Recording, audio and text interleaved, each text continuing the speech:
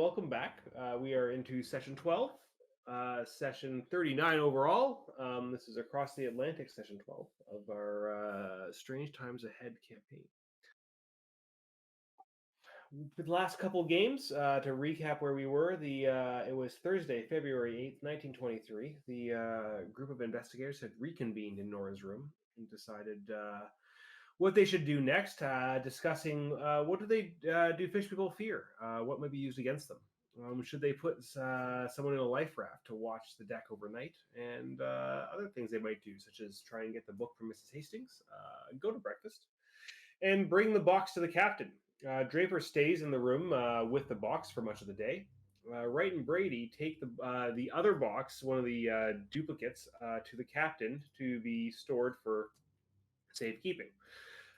First mate Smith takes them down to the captain's quarters, where there they discover that there is a postcard and a messy bed indicating that the captain had a guest overnight. At breakfast, Baker overhears one couple talking about the break-in and some jewels being stolen, the family fortune apparently. Watts listens to talk of the ladies being in the smoking lounge the night before. They discuss the card, a woman who was part of the crawling chaos, it seems, and the captain's bed being ruffled. Mrs. Hastings enters the dining hall looking a bit ill, and it's getting on towards lunch at this point. She'd obviously slept in. Watts and Baker approach Mrs. Hastings, but she is definitely not feeling well and just wants to focus on eating food and trying to feel better. Watts goes to speak to Flinders, and Flinders mentions that some other additional information from before, notably that he heard some kind of chanting when he was staking out the hold. There's a hard success on a praise for the Chris knife that you had taken from the crew. It had degraded over time due to saltwater exposure and used for some kind of ceremonial sacrifice. You have a critical success upon your cult roll about the sea people. This was that you had done some investigation previously, and you kind of stitched things together about how the sea people had come in two types. One being full deep ones that are essentially immortal, as well as hybrids who are not immortal and must essentially prove themselves capable to be able to be turned into full-on deep ones through a process of some kind. You were interested as to whether they could control people. Basically, deep ones may have access to some kinds of magics, but whether they could particularly have controlled Flinders to cause him to do what you had happened seems questionable. Oh, geez. Excuse me. Otherwise, they're an amphibious race living beneath the seas in sunken cities across the globe. They have been talked of in various human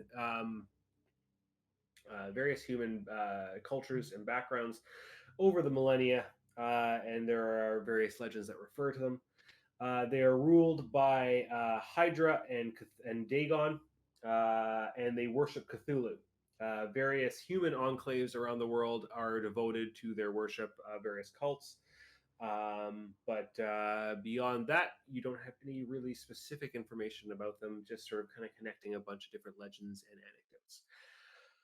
The weather continues to turn as you're getting on through the day. The storm from the south is kind of catching up to you, and the wind is picking up. The boat is making more significant headway to the north to try and escape the storm. Nora checks checks in with Draper as to whether he went through the stuff while she was away. It does not appear so. Nora goes to try and find Cuthbert, heads out to the first class deck, approaches the railing and sees her there and offers her a cigarette. With an extreme spot hidden, she noticed that Cuthbert's has the whites of her eyes showing, and she's muttering to herself as she looks out across the water to the south. Cuthbert awakes and takes the cigarette from Nora before taking a long haul, and then tossing it into the ocean. She then walks away. Nora tries to follow her, but loses her inside the ship. Brady, at the same time, is taking a look around the ship. He sees Cox heading down to the area where the break-in happened. runs into the bursar. The bursar mentions that they are short a few uniforms. Um, he'll be going over the crew records and still has not had time to do so, but we'll get back to you as to whether there's anybody on the crew who's particularly suspicious. Runs in again to Cox on his way back, and then on a lucky roll, bumps into Miss Cuthbert on her way back to her room. He tries to follow her and manages to track her down to the port side of the upper level of the first class cabins. Wright chats up the crew. Doesn't find anything particularly groundbreaking, but does get some general useful information.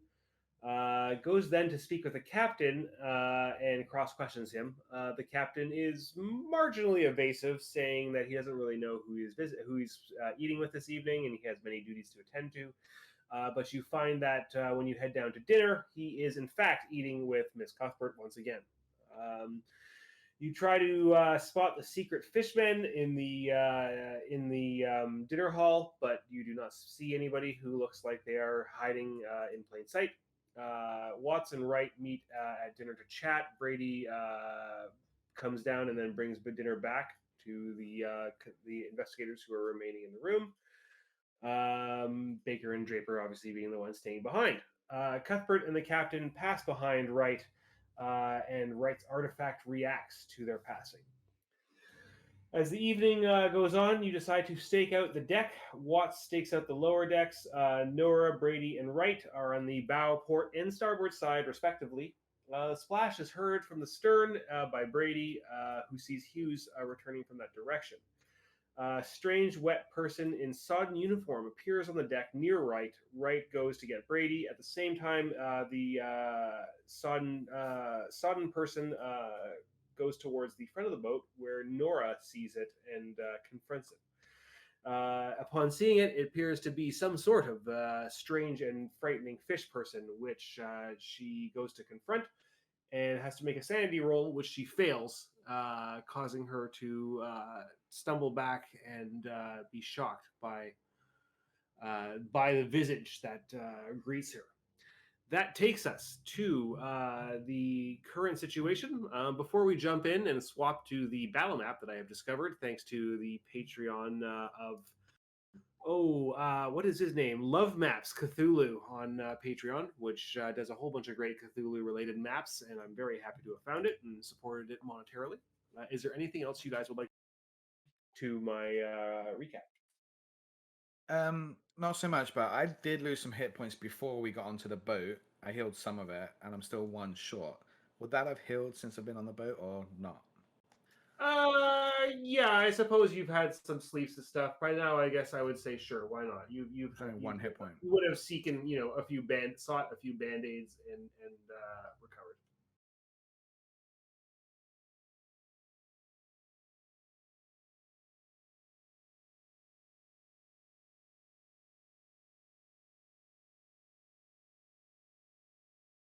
Well, with that, the last thing was that Wright had gone. I believe Wright had gone to seek out Watts and Brady to wrangle them for what was happening. If that's correct.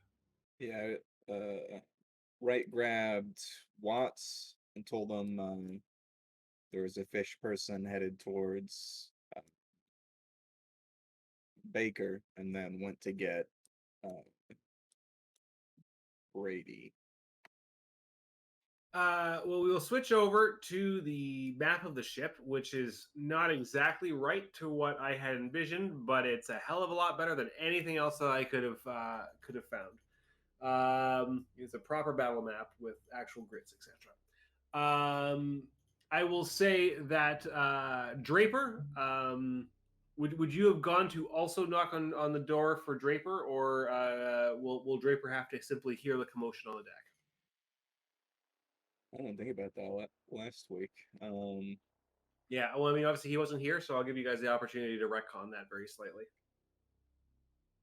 Either Draper's going to have to make a listen roll, or you'll have to knock on the deck, and it'll take you a little longer to get there, which would then basically put Brady the first on the scene, and then you and Watts and Draper bringing up the rear. I Let's I would know they're doing this, right?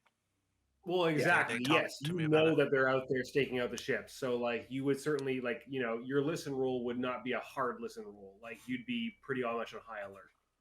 I still think that, like, unless we specifically called for help, the basic idea would be you don't leave the box. Agreed. Because we know that that's a Yeah. big deal.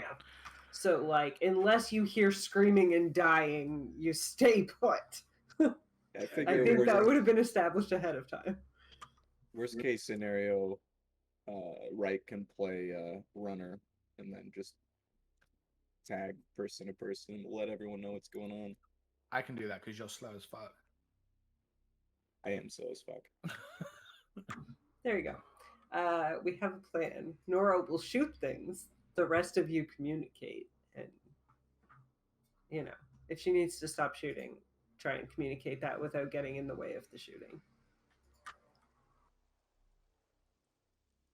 So I guess with that in mind, Wright could have told Watts to let everybody know and then started heading towards the front. Makes sense. Because it was made abundantly clear that Wright is the slowest person in the group last campaign.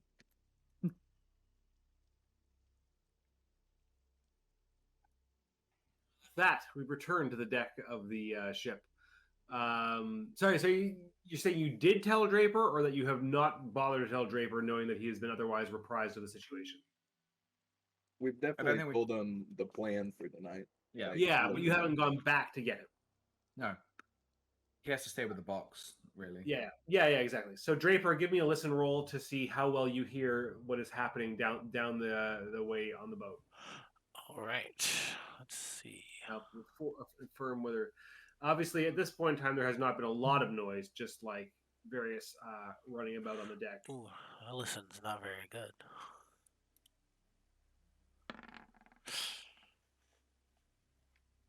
So for now, you are blissfully unaware. All right. With that, we will go into proper turn order. Let me bring it up. How do I do that? While you figure it out, Jeff, just so you know, Watts managed to roll a 1 for us to get that information on what the fish people were. Yeah, I caught that part editing the Oh, you did? previous videos. Yeah. Yes. Where's the actual? Oh, here we go. Turn tracker. There we go. If you guys wanted to click the turn tracker thing on your sheets.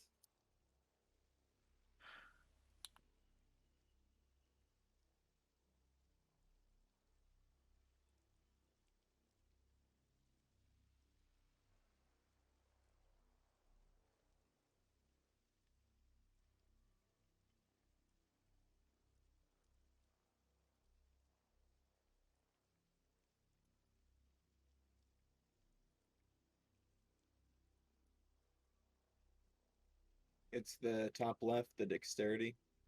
Dexterity, yeah. Yeah, on in the combat. Yeah. In the combat section. It's been a while since we've done this. The whole campaign, I think.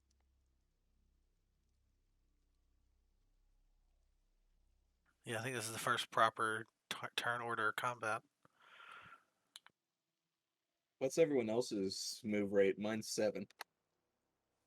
I remember it was worse, but I don't remember how much worse. Mine's also 7. 9.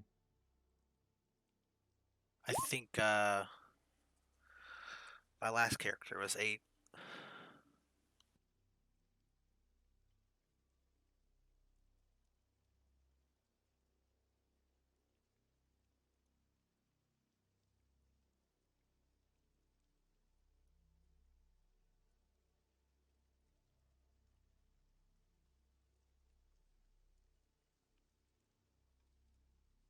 Okay, that's everybody.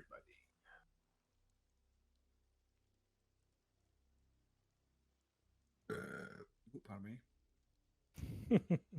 So we will go to the top of the order with Mr. Watts.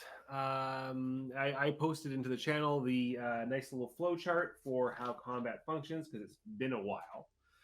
a hot minute, as the kids would say, and you will be kicking this off. I will say, in terms of the setting, it is nighttime upon the ship. Obviously, there are various lights that are lighting the deck in relatively dim glow, and the seas are getting to the point where they are relatively relatively rough. As you exit upon to the deck, Mr. Wright, I will say that you must give me a sanity roll in the sight of the rough seas at night. Mr. Watts. Mr. Watts. Mr. Yeah. Next time we need to coordinate so all of our names sound almost exactly the same. Oh yeah, so much fun. So, okay, so what's the turn of events? I'm on the deck, or he's just told So me this what's is happening? so he's told you what's happening. That there's been some kind of creature or person seen upon the deck, and is calling you to aid. Presumably, unless you want to roll back slightly, he will have ushered you out the side exit onto the side deck where your token is presently located. And that would be the point at which you would be making your sanity roll to see whether you react badly to the sight of the open seas.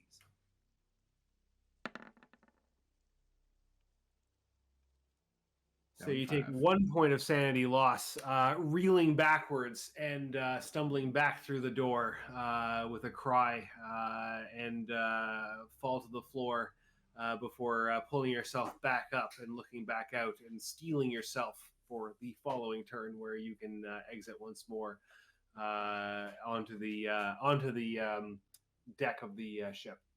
Is there any way I can get to where it is inside? Is there another exit where the thing is? There is. You could run backwards and through the ship, down the stairs, and towards the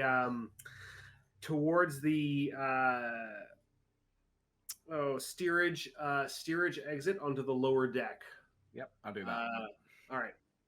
So that will take you basically kind of like this direction and through the middle of the ship.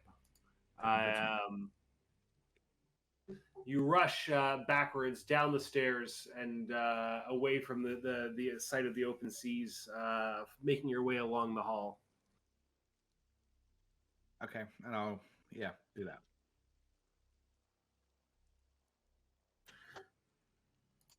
The creature turns towards Nora, and she had reacted badly to its sight. It does not like to be confronted. It seems human in form, but with its drooping, awful visage, its bulbous eyes, scaly neck, and wet skin. It looks both human and inhuman at the same time, dressed in its mal-clad sailor's clothes, attempting to fit in, but clearly with such a face, it never could.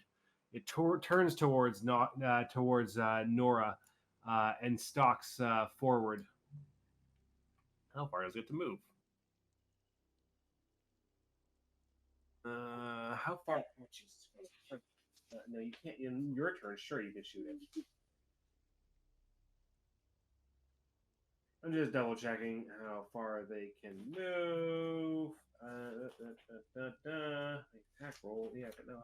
What's the movement? The movement, I think, is just like the number, right? Yeah. It's funny that I can't access to combat. Wait, I'm just double checking that I'm not getting this wrong.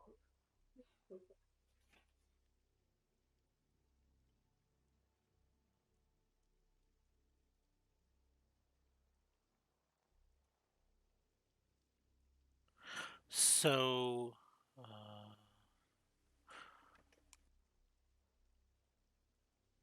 never mind. I think I'm reading this wrong.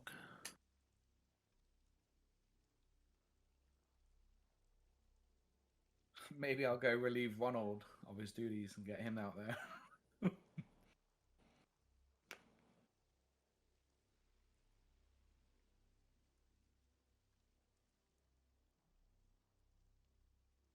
It's weird that it's not at the start of this section. Okay, I'm reading the one on movement. And it says a character can travel 1 meter or yard per movement point in one combat round. Yeah, okay. And then so Or 5 times that if they're running. yeah, so he has a movement rate, which is 8, which would be, I guess, like 8 squares.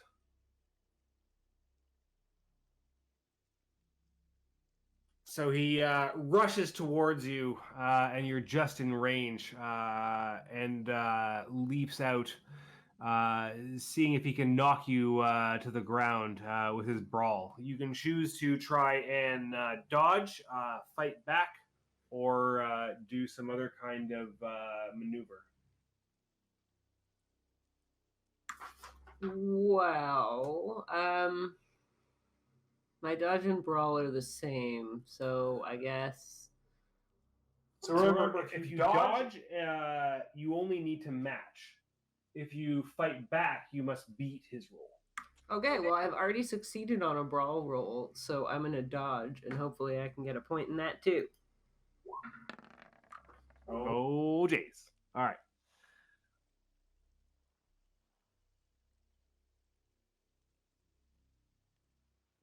You succeed. He lashes out towards you. You dip to the side underneath his swing, which goes wide as he seeks to bludgeon you with his fist, his what do you call it, fishy scale covered fist. With that, we'll go to Mr. Wright.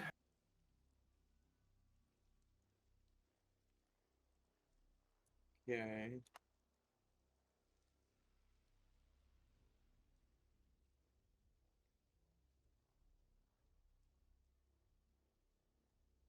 Guess I'll move as far as I can back towards the front of the ship where we knew the trouble was headed. You should have a movement rate. I have a movement rate of 7.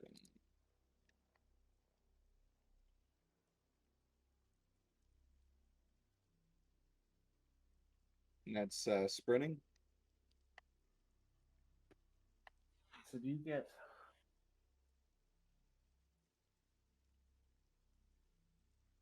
Action scenes movement.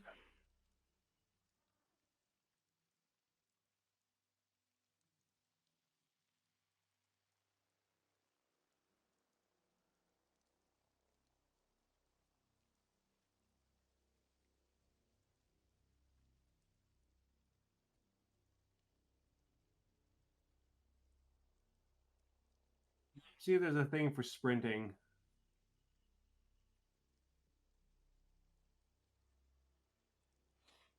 If you're sprinting, a character might cover 5 times the distance. All right. So you can sprint all the way up towards basically where Brady is. That would otherwise require you to descend down a staircase, which I haven't shown here because this is not a perfect representation of the actual ship. But you can sprint up to that point. All right. Meeting up with Brady, run up behind him and say, "How bad is it?"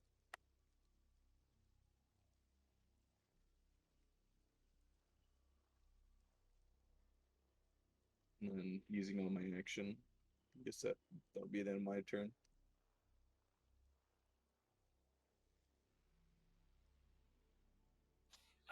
Brady, I'll say you can respond without it being Okay. Okay. Yeah, it looks like the fish person thing is attacking Nora, so I would probably my character would probably be in motion as well, so I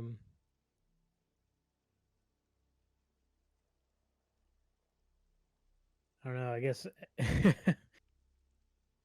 just trying to I don't know that I would really be talking, but Yeah, a short response given the situation. yeah. That's my turn.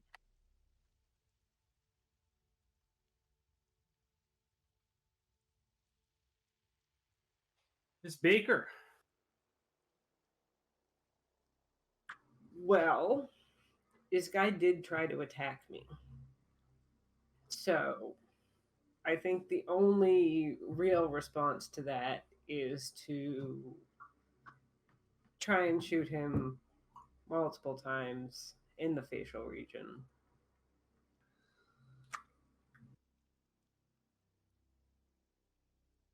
How do I do that again? If I'm shooting multiple times, I have to like Oh, roll with jeez. disadvantage or something. I think you get a bonus for being like that close. I am very close, so that's what I'm not sure of. So I think they would Like if just he's get close as enough well. to take a punch at me, then I can, in theory, just like pop him in the head. But if I'm shooting multiple times, Yeah, I point really- blank range, you gain a bonus die. If the target is at point blank range within a fifth of the shooter's dex in feet, the attacker gains a bonus die. An attacker that is using a firearm at point blank range may target the melee attacks and could be disarmed with a successful fighting maneuver from their opponent's turn. On their opponent's turn, a target may not fight back against a dodge a firearm attack as they can a fighting attack. So yes, you gain a bonus die to pull your weapon and fire at him, and he can't dodge it apparently. Yeah, you can only fight back. Yeah. Okay, but wasn't there a thing if I'm firing multiple shots? Yes, there's a thing for firing multiple shots. In 1 second. Would that then cancel out? Apply a penalty die to each shot, making a skill roll for each bullet fired, just as when firing multiple rounds from a handgun. See handguns, page 113.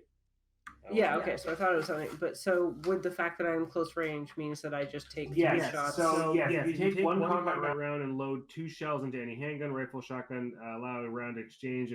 Allow 2 rounds to change a machine gun. Oh, sorry, I'm looking at the wrong thing. Firing 2 or 3 shots. Firing 1 shot allows for more careful aim and steadying the weapon. Firing more than 1 shot, speed above the accuracy. When firing 2 or 3 shots in 1 round, roll for each shot individually, with all shots receiving 1 penalty die. Basically, because you gain a bonus die, it cancels out, and you make 3 regular shots.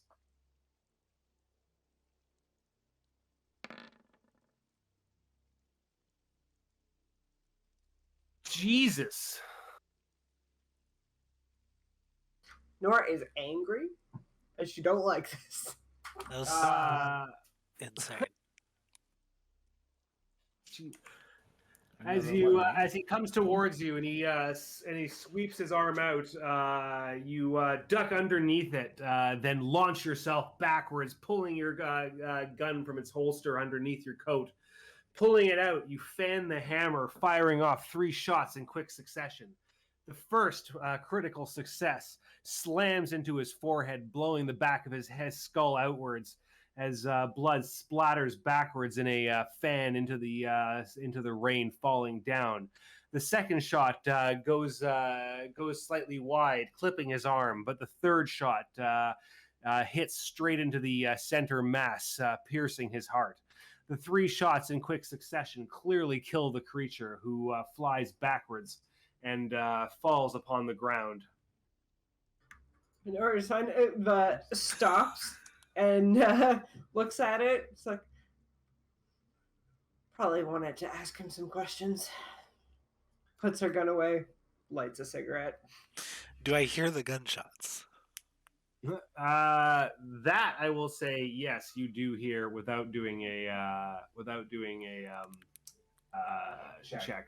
In the middle of the night, in the middle of the ocean, everyone on this ship hears the gunshots. So it is definitely a rainstorm. I would say, like, people who are like farther towards the other side of the boat do not hear it. I think I actually got you guys on the wrong end of the boat. Oh well, it's fine. Pretend this is the front of the boat. I would just go to my bag and just pull out my gun.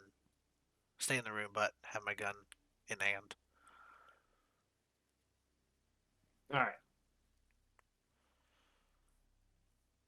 Can I roll Mr. up to see Brady. if I run into the bursar? Or wait till my turn, yeah. I guess seeing the creature running up on Nora and attacking her, I guess I would be running towards that area. And then seeing it fall to the ground.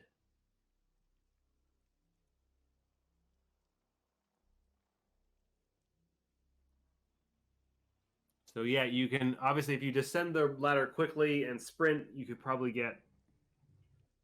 I would say you could get all the way there at a rapid pace. You couldn't really do much once you were there. Okay. Do I just so it's just 8 boxes down? Yeah, so I'm saying like 8 boxes or whatever it is in your movement is your standard movement with being And able if to I'm do something. sprinting, If you're full on sprinting and like Okay. going at absolute maximum speed, you can get much farther. Okay. Okay, I'll just get to that general area, I guess.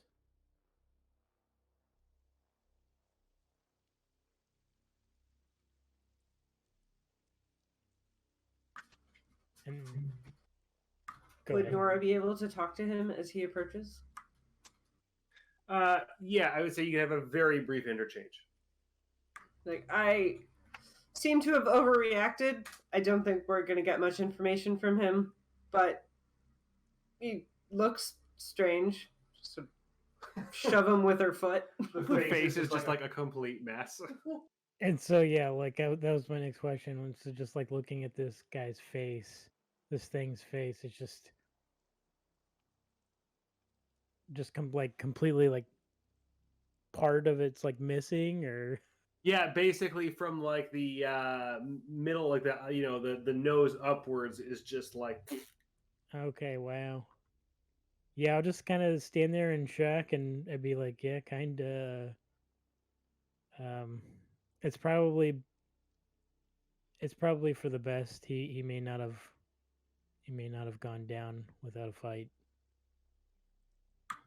He certainly was eager to start it.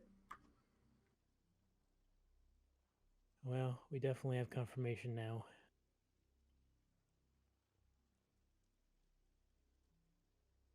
I guess that'll be my turn.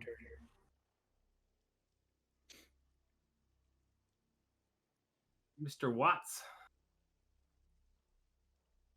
If you're well, sprinting, you'll be able to sprint the entire length of the hallway now that you're at the bottom of the stairs to the exit that is over here. do I see any security staff? Excuse me. Offhand at this time of night, there are not particularly any crew that are wandering around in the lower level. Can I roll luck for it? Sure. Yeah, let's see whether you happen to run into a crewman. All right, I'll give it to you. You happen to see one of the junior crew who is making their way from the engine rooms upwards to their bed for the night. I say, quick boy, get the bursar. Get him to the bow of the ship. Get him now. The fish people are here. Fish people, sir, are you sure? Just get him, boy. I'll be at the bow of the ship. It might look like the stern, but it's the bow. You say so, sir. He rushes off. And I mean it. Run! As I sprint. And I'll sprint to where I can get to. So you sprint forward and blast out through the doors to see the splattered brains of the deep one across the deck in a uneven pattern from where Nora had blasted him.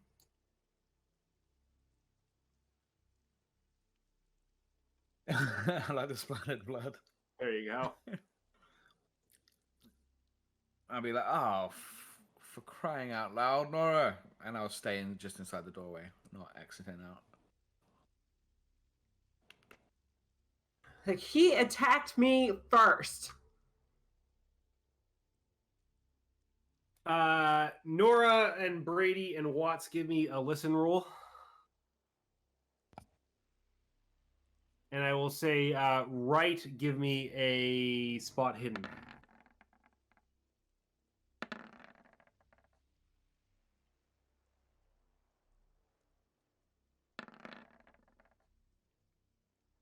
Right, you see as another one of these creatures is coming over the other side of the bow, not stern, but bow.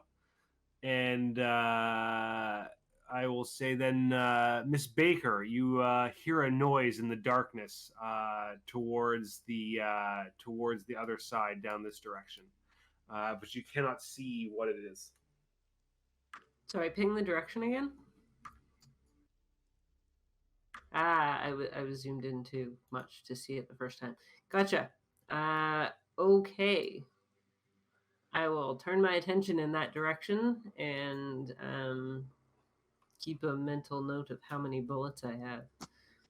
Mr. Wright. All right.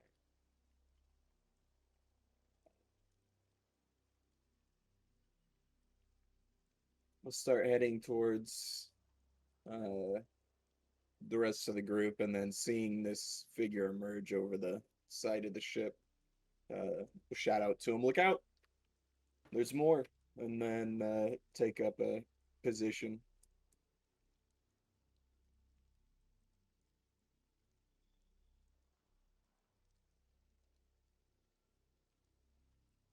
As you get closer, this one looks more human in appearance, less scaly. The eyes less bulbous. It's seems to be not quite as far along in its transformation. But it's clearly off, though. It is still clearly some kind of fish person who is ascended from the water below. Well, pulling up short, all well, heck,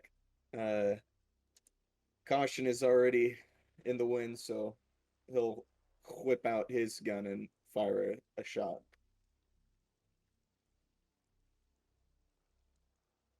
Just a center mass.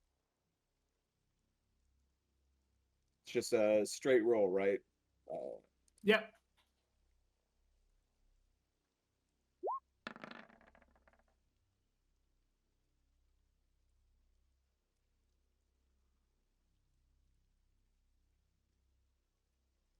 Yes, but I believe he does not get to make a dodge against. But either way, you fire your weapon at close but not quite point blank range, and it goes wide as this creature is coming over the side of the boat, and you see him. You rush forward, firing, but do not manage to make contact. Yeah, it's me turn.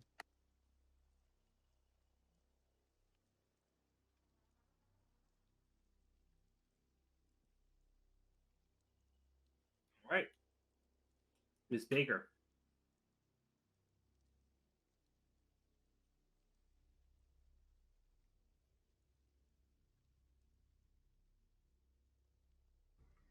Yeah, I'm going to head in the direction of the noise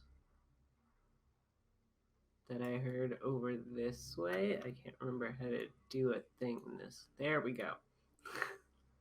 Trying to use map tools commands. Yeah, head a little bit this direction. Do I see anything? Give me a spot hidden. Okay, here we go.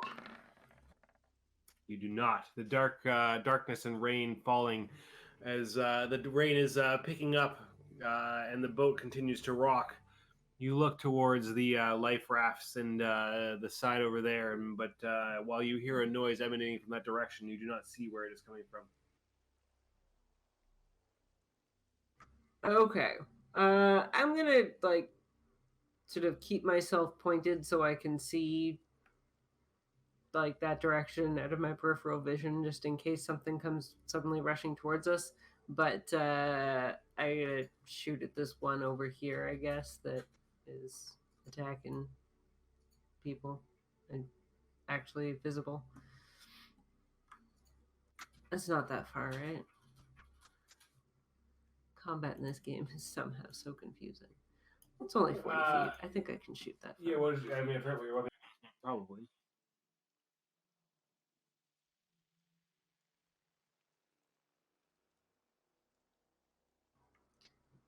Duh. 15 yards is 45 feet.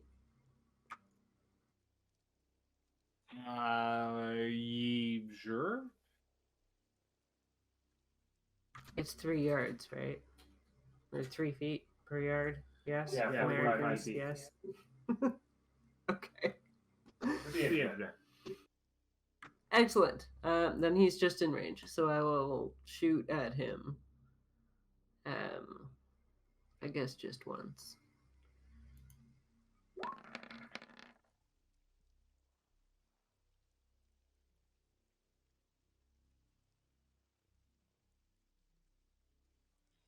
You fire out with a quick report from your weapon, and your shot strikes true and slams into the shoulder of this creature that has just descended up onto the platform, up on the deck. It grunts and but does not fall down.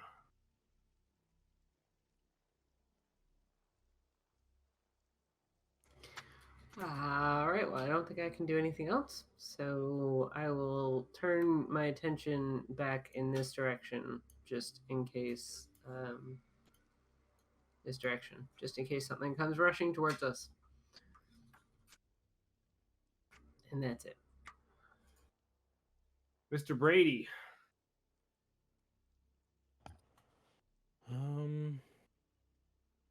So seeing right move up, and then Nora's fixated on the other side of the boat, but still shooting at this one closest. I'm gonna go ahead and probably help right out, so I'm gonna move move closer.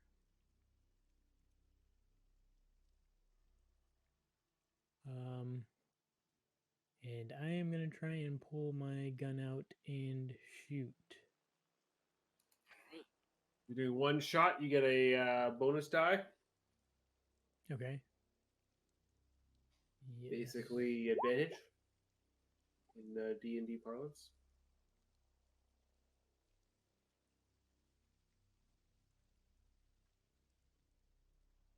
How do I? So the bonus. There's a bonus at the Okay, bottom. Gotcha. Ooh! So that would put it at 19, right? Yeah, that's a whole pile of damage.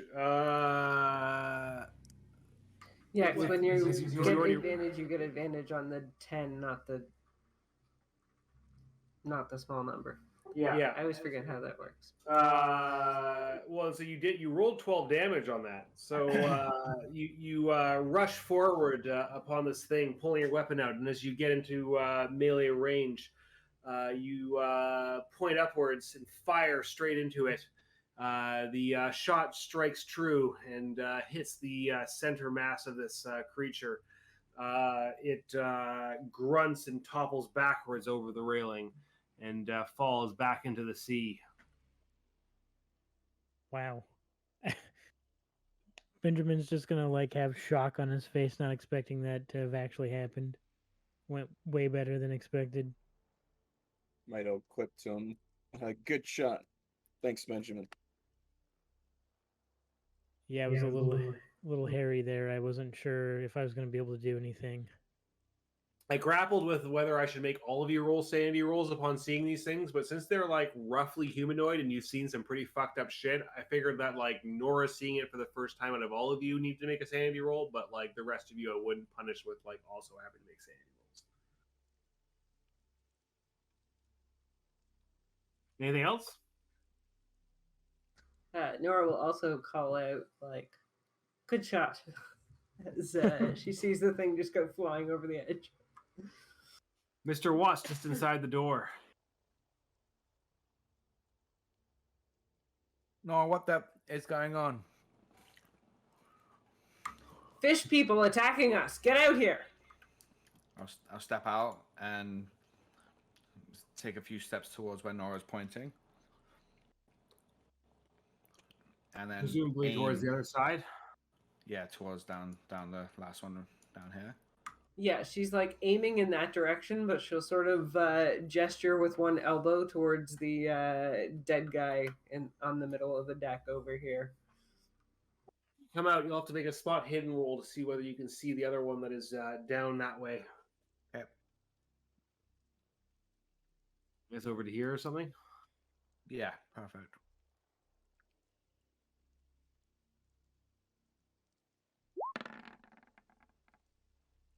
This music is so ominous. You have to send me the link because I will use it in every dungeon. It's a roll 20 thing. Ah, shit. With that, you do see the a figure in the darkness. It's difficult to make out. You can attack it, but you'll have to make a hard success upon your shot to be able to hit it. Is there any spotlights, like searchlights? No, there's various lights that are lighting the deck in various places, but not like No searchlights. swivel searchlights. All right.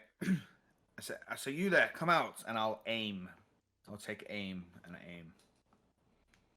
Alrighty, and that's That's it. my go. Yep.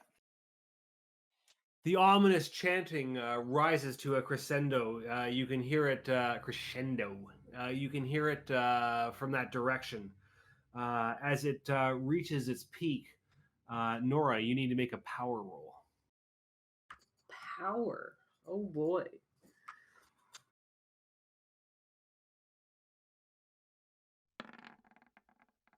Ooh, not good.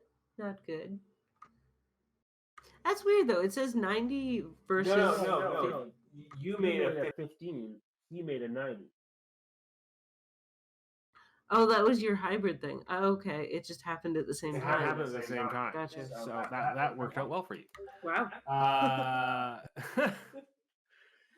You feel a gurgling deep down within you, as if splashed by the salty waves of the ocean. You steel yourself and focus your will and shake off the feeling before reasserting yourself. You do not know what it was that this creature has tried to do to you, but whatever it was unsuccessful. Well, they thought she was angry before. Mr. Wright.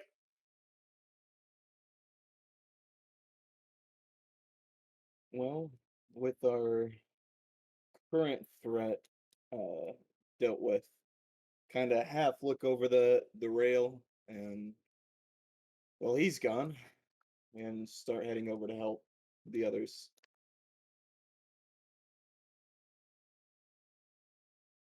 Get up next to Watts.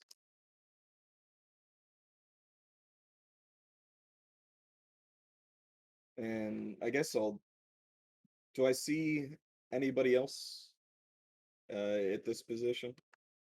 You see me pointing. You'll see Nora pointing. Okay. Then I'll take an action to aim that direction. And then that'll be my turn. I will say you could do a spot hidden and see whether you could actually see the thing.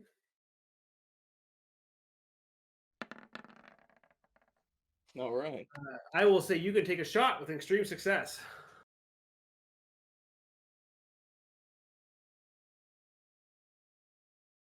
I'll hold name, just for him to get closer, with the hopes that we might be able to take one of these guys alive. All right, Miss Baker. I'll relay that. we should probably try and get one of these alive. Double guns, Nora side. It was like, alive. Yes, of course. That does make sense. Alive, but cooperative.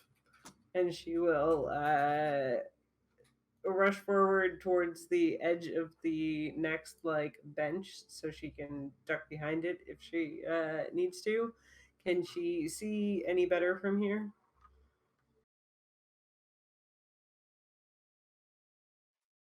Yes, I will say as you get that close, he come. You can see through the mist a bit better into the darkness around the corner.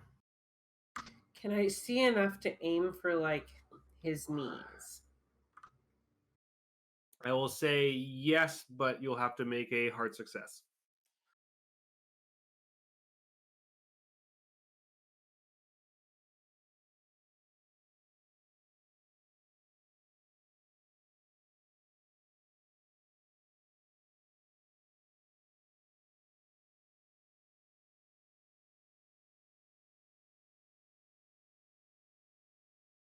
Sorry, just checking my movement. I can get to him. I'm just gonna like run towards him and aim to shoot at his legs and knees when I get close enough to try and keep him from running away. All right. Well, then I guess you do so with a bonus die.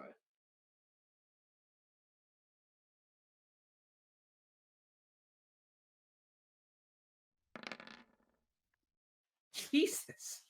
Apparently, she's just on fire tonight, and Oh, she is God. not having it.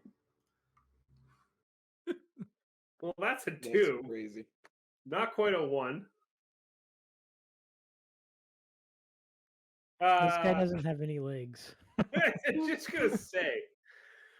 I will say to interpret what you were trying to do there, you rush forward, screeching to a halt right in front of him with your gun drawn, as he looks shocked at your sudden approach and reaction to the spell he tried to cast at you. You fan the hammer twice, blowing out both of his knees, and he crumples to the ground, screaming. That's so Nora. Yes.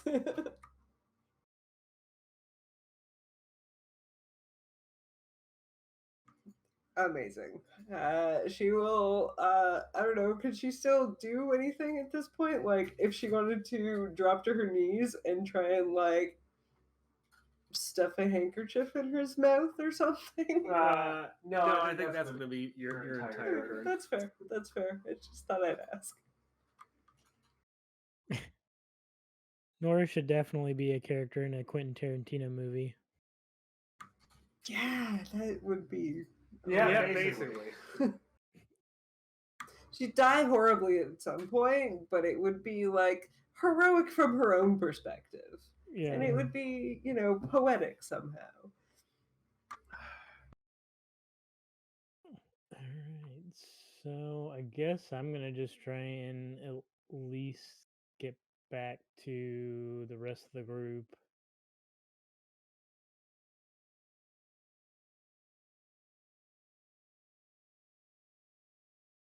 So that pushes me right there. Obviously, you see where Nora had run, and the creature that is now making terrible noises lying upon the deck as both of its legs bleed. So did we get one alive? Asking Wright and Watts. We're still hearing screaming, right? Yeah. Kind of with his mouth like half open, like looking at that mess with surprise. I think so, but I'm not sure for how long. Yep, Nora did Nora. That sounds about right. It's just his knees. We can bandage those. He'll live a while. It's fine. It's not like I blew out his guts. Come on. No. Are we still in turn order? You are. Okay. I'll say to Benjamin, we should probably try and patch him up if he's not gonna bleed out. I guess I'm just gonna try and think of a way of like making a tourniquet. Use my action to like maybe think of something I would have on me, or maybe a way to like stop the bleeding for him to like die in the next 5 minutes.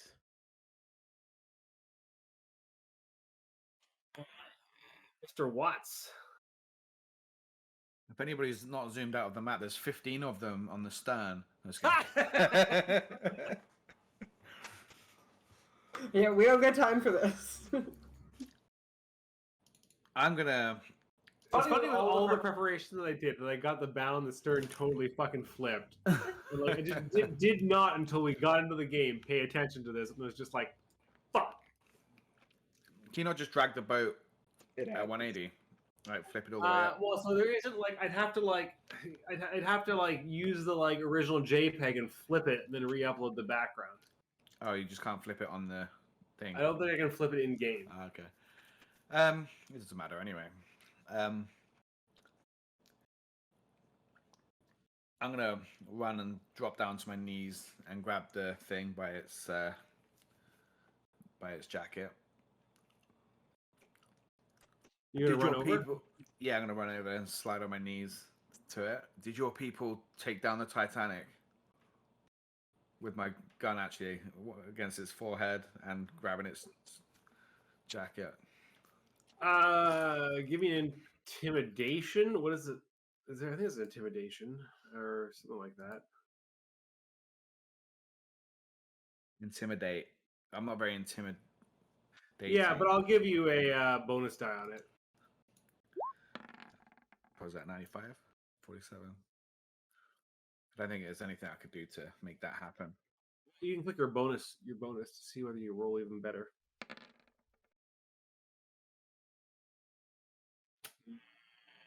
That puts you at 27. Not quite. The creature is definitely fearful, but I'll give you a double bonus considering he's just had his legs blown out. Yeah. You want to roll one more bonus die just in case. Yeah. Just in case. All right. Fuck it. I'll give you that. It's within the spin distance. You can call that a success. It was a pretty damn serious intimidation. Yeah, I do have gun to head. His knees have been blown off, and I'm towering over him. Nora's just standing behind you, slowly reloading. Yeah, the creature gurgles and says, "My master Dagon will have his artifact returned." Did your people take the Titanic? We take all ships that sink.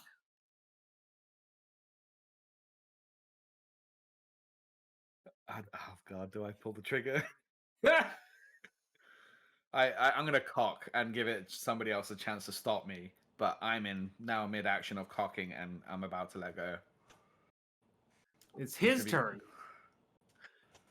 He opens his mouth and breathes out a foggy cloud that clouds your vision. That clouds both of your visions. It spews forth and covers an area of about 20 feet from him to behind you. You feel him yank upon your grasp, and I will give you an opportunity to react, Thomas, to see whether or not you shoot him if you choose to do so. Yeah. All right. Shooting. Roll a shot with bonus die for the fact that you are holding him at point blank range. Oh no! His yank pulls your shot wide. You hear it go off, and you don't know whether it has hit anything in the darkness that now engulfs you. But moments later, you hear a splash in the water down beside the boat.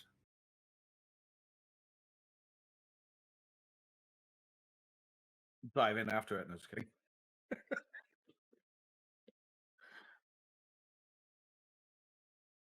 And with that, I will say that you guys are out of combat. Nora will call out, "Is everyone okay? What, did he get away?" with the splash, Thomas would have stood up, looked over, and would have blindly fired a full clip into the water where the splash was.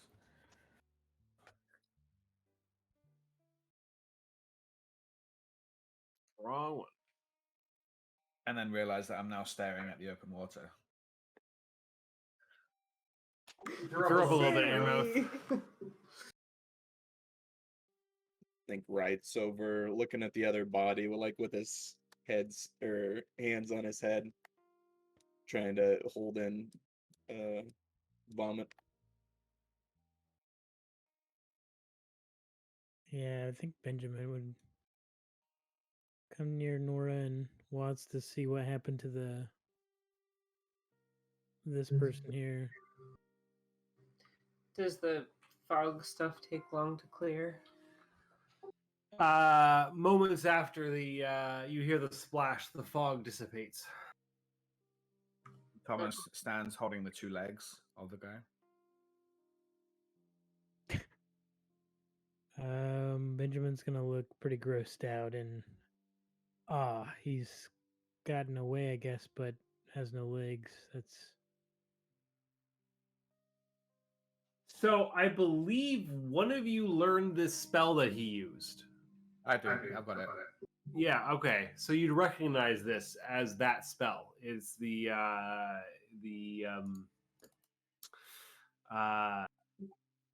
Chris Cthulhu. create mist of Rylea. Yeah.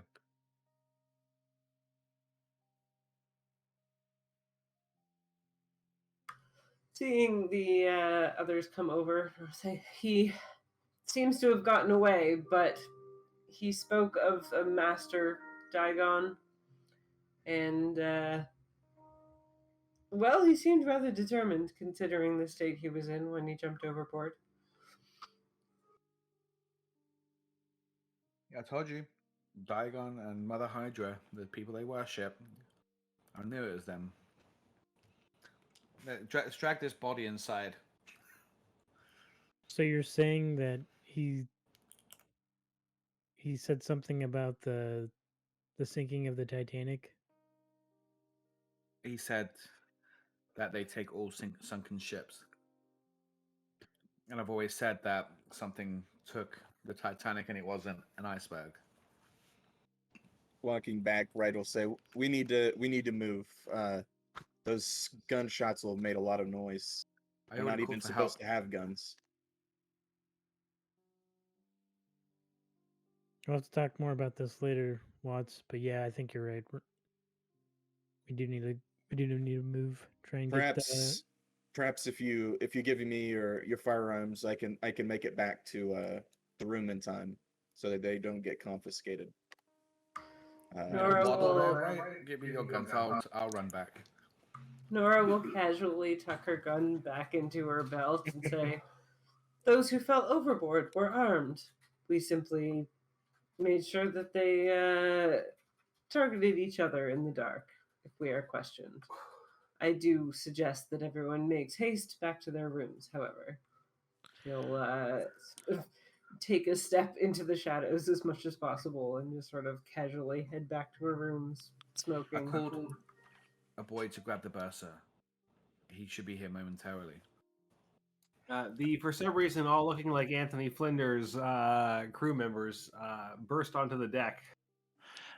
After about like a minute or so of like silence after the like repeated gunshots, I'd like to gun in hand like listen through my door to see if I hear any commotion out in the hallway. Make a listen roll. Wright's on his way back to the room. Avoiding yeah, I was gonna say, did you want me to run back? If you've already talked with the crew, they're gonna expect an me. explanation. All right, I'll you're better head talker back. than I am. Yeah, you head back then. And I kind of gesture to Brady. We should get back. Yeah, I will say, as you're having this discussion, this is when the crew is appearing at that lower door that was the one that Watts had come out of. I say, as you're leaving, I say, here's my handgun. It is Take safe. it. There's no ammo inside it. As I'll give it to you.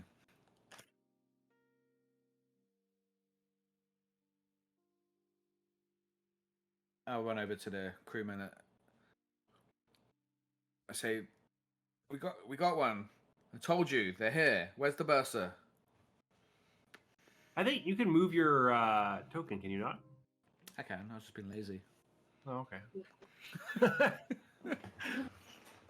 just in case. The bursar is just behind and comes out and says, Mr. Watts, you called for me.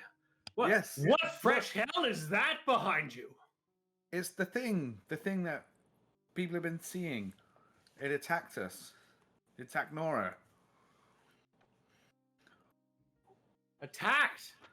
Yes. This looks like a poor fellow, one of the crewmen shot in the head. Look at its feet. Look at its hands. And he moves forward to look closer and says, This is not part of the crew. You are correct, sir. This is some kind of strange creature. Fellows, take this down quickly into the hold. Don't let anybody see it. Pull a tarp from over there off one of the life rafts. And one of the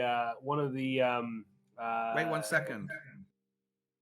And I'll pat down the creature, see if it's got anything on it.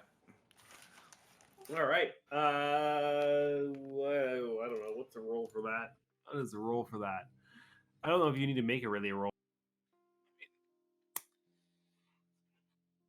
Yeah, I guess spot hidden, just in case it's like something that's hard to find.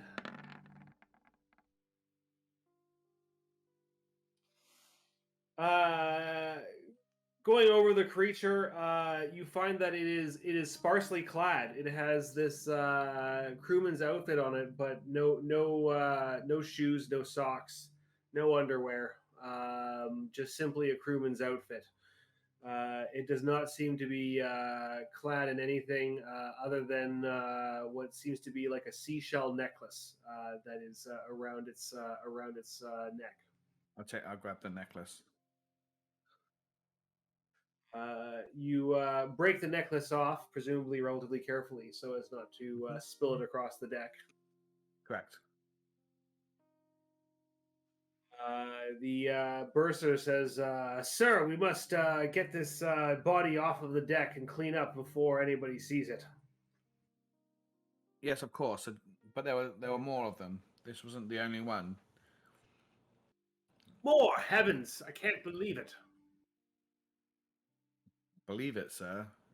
You're a witness to this monstrosity here. Now, I suggest you have guard set up all night, all time round, patrolling. With the weather that seems to be chasing us, we'll have to have all hands on deck regardless. We'll certainly be manning all stations in no time, based on the way that the storm has seemed to creep up.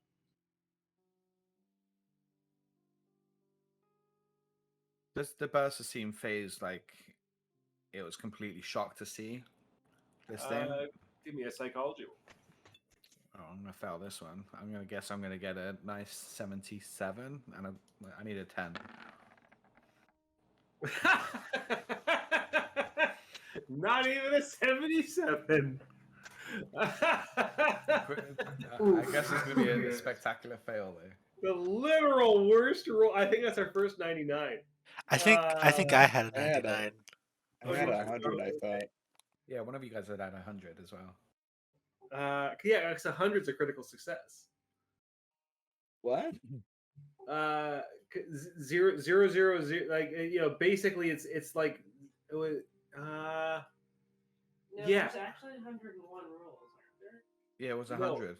It's a 1 there's 0. 100 rolls, and Yeah, so Well, 1 yeah, is a critical 100. success, and Yeah. 100 is a critical failure. Yeah, no, that's what I think thought. you're right. Yes, it's a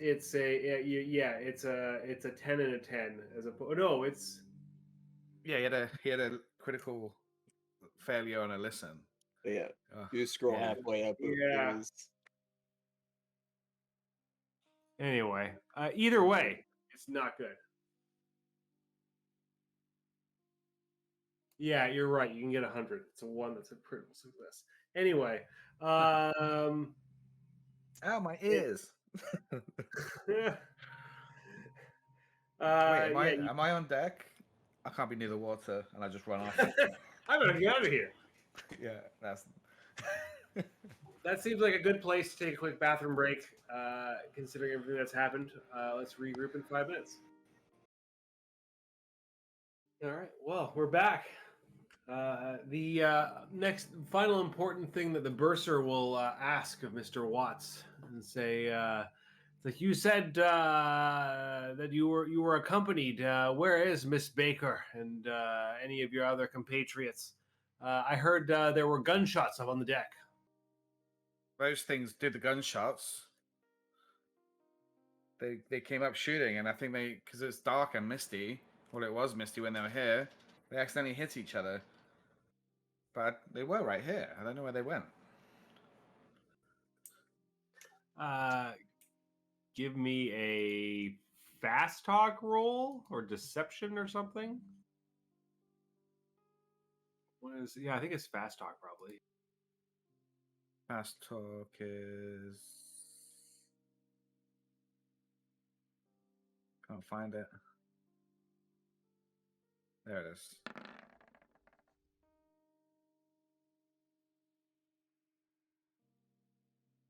It's like, sir, surely they did not just simply blow their friend's head off. If they were coming as a coordinated group, you're telling me you weren't armed? I mean, I've got arms, but I've got no arms on me apart from these ones. And I'll let him check me if he wishes to.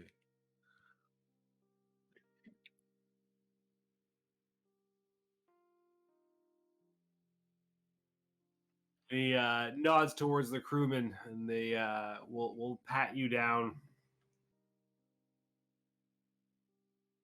But you did hand off your weapons, right? I did. I handed it off. I also told him that my handgun was empty when I handed it off to him, if you recall.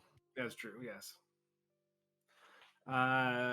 They'll pat you down and find that you are unarmed. They'll say, like, well, we'll have to have a talk with Miss Baker and the rest of your company. Which of them were here? It was Brady as well. I mean, like, we were being attacked by these three different things. There's a lot of commotion.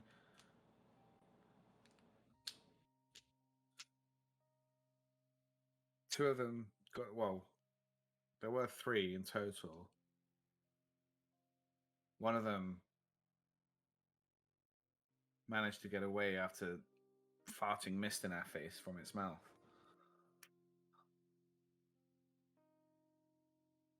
Looked a bit like this, and I cast it and I run away.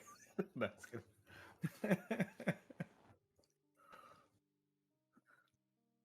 Says, well, I'll have to tell the captain of what happened here, and we'll be taking this body down to the hold for safekeeping. We can't shock any of the other people on board. At this point, you look up and you see that a few people are filtering out upon the deck, having heard the commotion. And a crewman comes over and throws a tarp over the body. Silly kids using fireworks. Nudge the bursar. He says, "Indeed, if you would keep this quiet, it would be much appreciated. We can't. Bursar, can I trust you, old chap? If we can keep this quiet for the journey, then it will be all for the best." Oh, most definitely. But I know you've been working with the captain a while, right? Indeed, I've been on this boat for the last 10 years. Well, I am very well versed in the strange goings-ons of these types of things is one of my specialty areas, and I did warn people of this. I know others thought it was all poppycock when they heard about the lady seeing something of this manner on deck. There, I do have a feeling that your captain may be keeping some suspect company.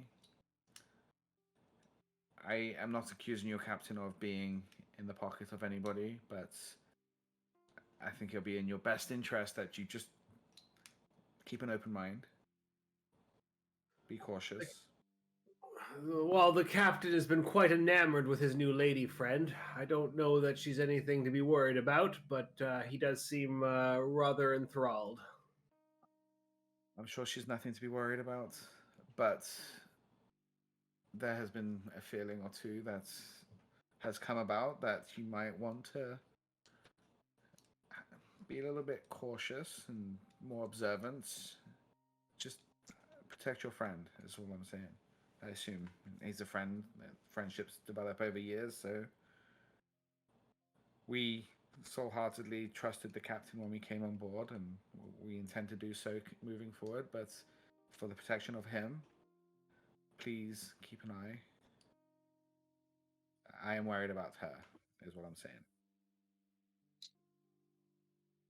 Well, that is fair. The weather is turning, sir. I suggest you get back to your cabin. I think we might be in for a, well, rough rest of the night. It's getting late, quite late now.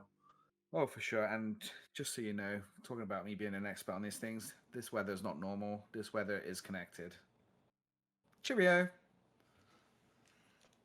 The crewmen behind him are gathering up the body in the tarp, and one of them has come back from the inside with a mop to try and wash off the blood that is already smearing across the deck in the heavy rains. It should not be hard for him to get rid of it. In the darkness, it seems almost as if the blood is unusually dark. As you head back in, you find yourself drenched and soaked to the bone.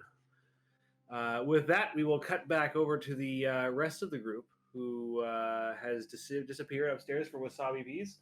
Nope, she's fluffing pups. Oh no, she's coming back with fiber 1 bars. Just as you cut over, Thomas Watts would have kind of taken a knee, heavy breathing, like hyperventilating, like he's been out on the deck, catching his breath. That's where you can leave me off. Definitely an intense experience given the weather and being out being out at sea. But you can sort of feel yourself return to normalcy with two walls and a ceiling and a floor around you in the hallway. Yeah, and then I'll make my way back to the room once you feel ready. So, unless any of you want to make your way somewhere else, I will say that you are regrouping back in Baker's room, where Draper has been watching the artifact. I did want to check out from where I saw Mr. Hughes come out, or where I saw him come up from, I think, the water onto the boat.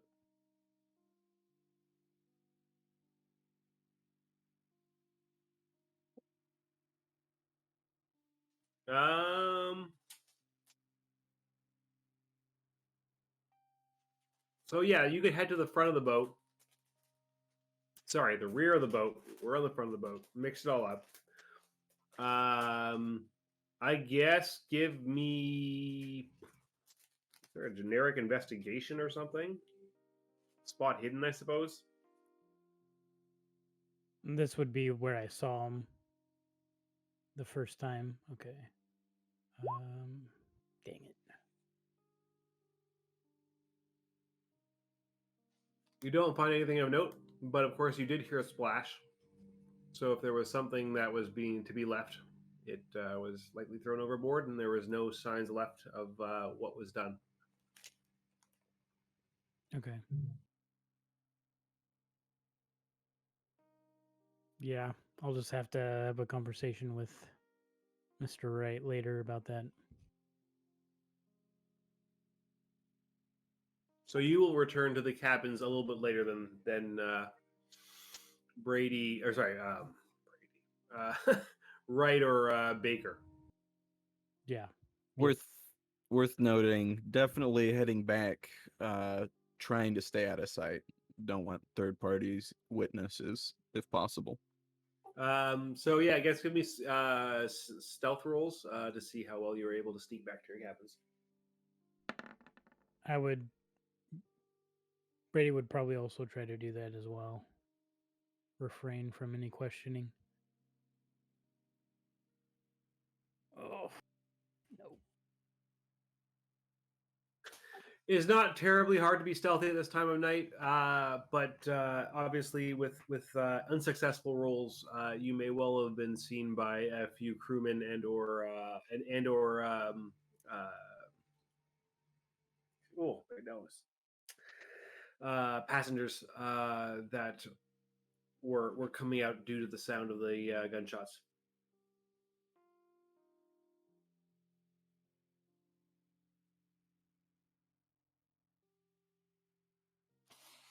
So, Mr. Wright and Miss Baker, you find yourself coming in to see Draper, who is on high alert with a gun at the ready. Give a quick knock and say, Draper, it's us. Let us in. Yeah, I imagine he would have set up the kind of barricade, the like extra locking mechanism he had previously. So he'll undo that and then unlock the door, and out of caution, just kind of like open it a little bit to see right first, and then open it the rest of the way, putting his gun away. He slips in quickly, trying not to get seen. Nora will push her way in as well and squish the door shut behind her. Light up a cigarette and move over towards the window. It'll be one smoky room. Right is also lit up and has started pacing. Say, I heard gunfire. How'd it go? Where's the other two? How bad was it? I was hoping the storm would mask some of it. I suppose subtlety's out of the window now. I mean, the storm did cover a bit, but I could still hear him. There were a few of these fishmen creatures, and they were certainly aggressive. We had to be quick on our feet to dispense of them. We managed to stop one without killing him, but he breathed some sort of fog and jumped over the edge of the boat. Thomas and Benjamin are fine. We hadn't seen these things before, right? No, you have not. We had heard of them from a Miss Lifford, And then, but what's his name? Flinders said he heard like what slapping feet sounds. I'm just kind of sighing. Are you possibly on a different mic than usual, Jeff? You sound a little more tinned. Should be same mic. Okay. Yeah, the sound quality is like a little flat. It's like it's okay. It's usually you sound a little bit more dynamic.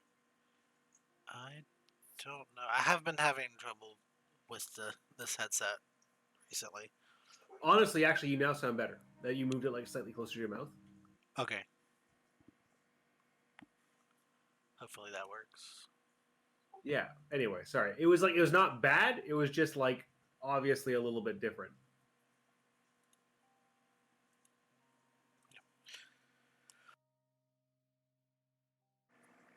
Let's say, well, are the other two fine?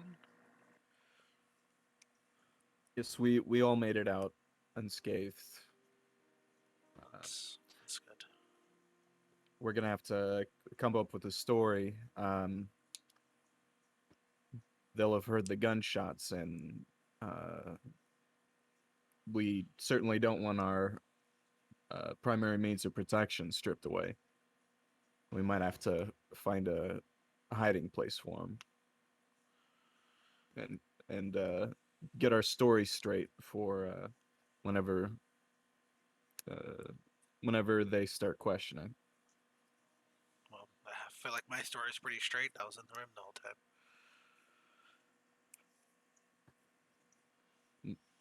So as I hopefully be able to. The fewer of us out there, the better. I'm sure there will be questions to be answered, but well, I plan to just tell them that those creatures were doing the shooting, and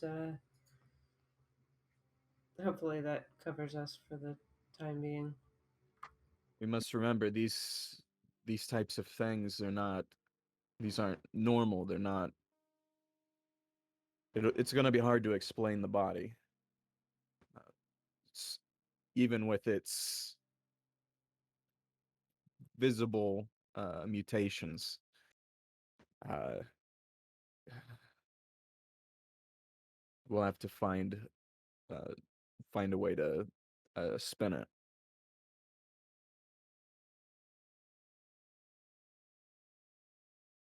Hopefully, the captain is a somewhat reasonable man given his experiences and what has already happened on this ship, but I imagine his need to keep the passengers subdued will be his most important goal at this stage. If you can come up with some sort of reassuring story that he can give them, I'm sure he would appreciate it. Reasonable to know he's now had 2 deaths on his ship. No captain will be pleased with that outcome. You, sorry, you just said that you're gonna tell them that they were shooting at each other, or that they Had told them that they were shooting at each other. and that was the story you were sticking to, or were going to go with. So, I mean, at least rolling back in terms of what, sorry, what Watts had actually said was that they had been shooting at each other, which the bursar had not really believed based on the rolls, which I guess he would be able to relatively surmise. I would say, in terms of this discussion, you'd probably be getting into it long enough that probably Brady would be arriving momentarily, and Watts not too long after. I was asking because I just thought of something that would make that not really make sense. Because if they were coming out of the water, the guns really wouldn't work if it was their guns. Assuming they believe they came out of the water in the first place. This is all going to be very outlandish to people not immersed in these kind of things like we are.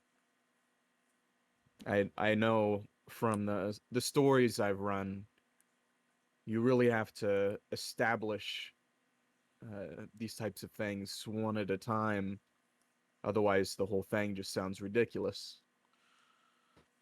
You have to build trust, and we won't have time to do that. I mean, it could be these things were already on the ship with the weapons and just climbed up the side. Though we will likely have to explain how the one dead didn't have a weapon on it. Now that I think about it, that won't look good. His companion took it. I mean, frankly, we will just have to do our best in this situation, but the captain does seem to understand things are not as they should be, as does the bursar. We have a somewhat powerful ally already interested in these matters. If we can get Miss Hastings' support, perhaps we can convince the captain of some of the more bizarre things aboard. Either way, I think it is best for all of us to stick to the story that none of us are armed aboard this vessel. I certainly don't want to be facing these types of things down with my hands. I've rarely been forced to rely on a firearm, but I've never had to. It's best if they don't know. Yes, I don't think my odds are terrible if I had to deal with this fist to fist, but I certainly would prefer to have my gun at hand if necessary. Also, we must remember, while the captain might be accustomed to these types of things, he will have to explain uh, to his men in a manner that uh, doesn't leave them running at the next port. We'll have to There's keep up not a some port for a appearances. while, thankfully.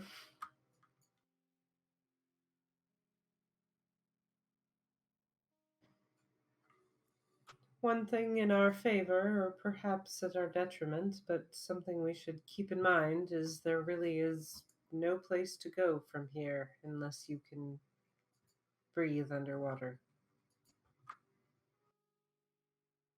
Seeing where these things came from, at least our adversaries might.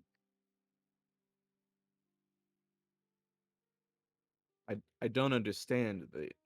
They have a boat nearby.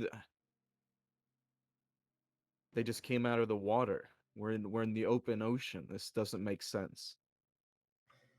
Perhaps they didn't need a boat. That Flinders mentioned something about cities, right? Flinders has mentioned many things about many things, but every once in a while he is not completely wrong, unfortunately. I mean, if they have a home nearby, I like that Flinders. Everything Flinders has said has had a kernel of truth. It might be very small, but it has always had a kernel of truth. Kind of right will peek out the door. Is Watts or Brady nearby? Yep. So yeah, I would say Brady is returning at this point. Hold the door open for him. Oh, it's good to be back in somewhere where it's safe. Um, Everyone's okay. I guess Watts isn't back. I imagine he's being questioned by the crew at this point. He did say he summoned the bursar. Hmm. Do you think they're gonna want to check our rooms for firearms? That seems likely. I don't have a spare, but I also don't particularly want to travel around without it. But I imagine we're gonna get searched after this. It's assuming we can't convince them that none of us were there other than perhaps Watts. And then he pats his pocket. He did manage to slip me his firearm before going to meet them. I'm not sure how we're going to explain it.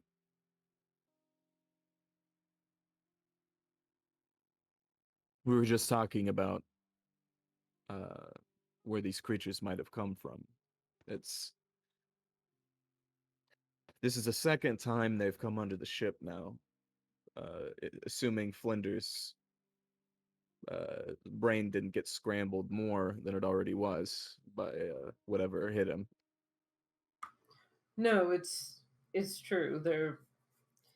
Well, I can only surmise they're here for exactly what we are trying to transport. The one that got away said that Daigon's artifact would be returned to him.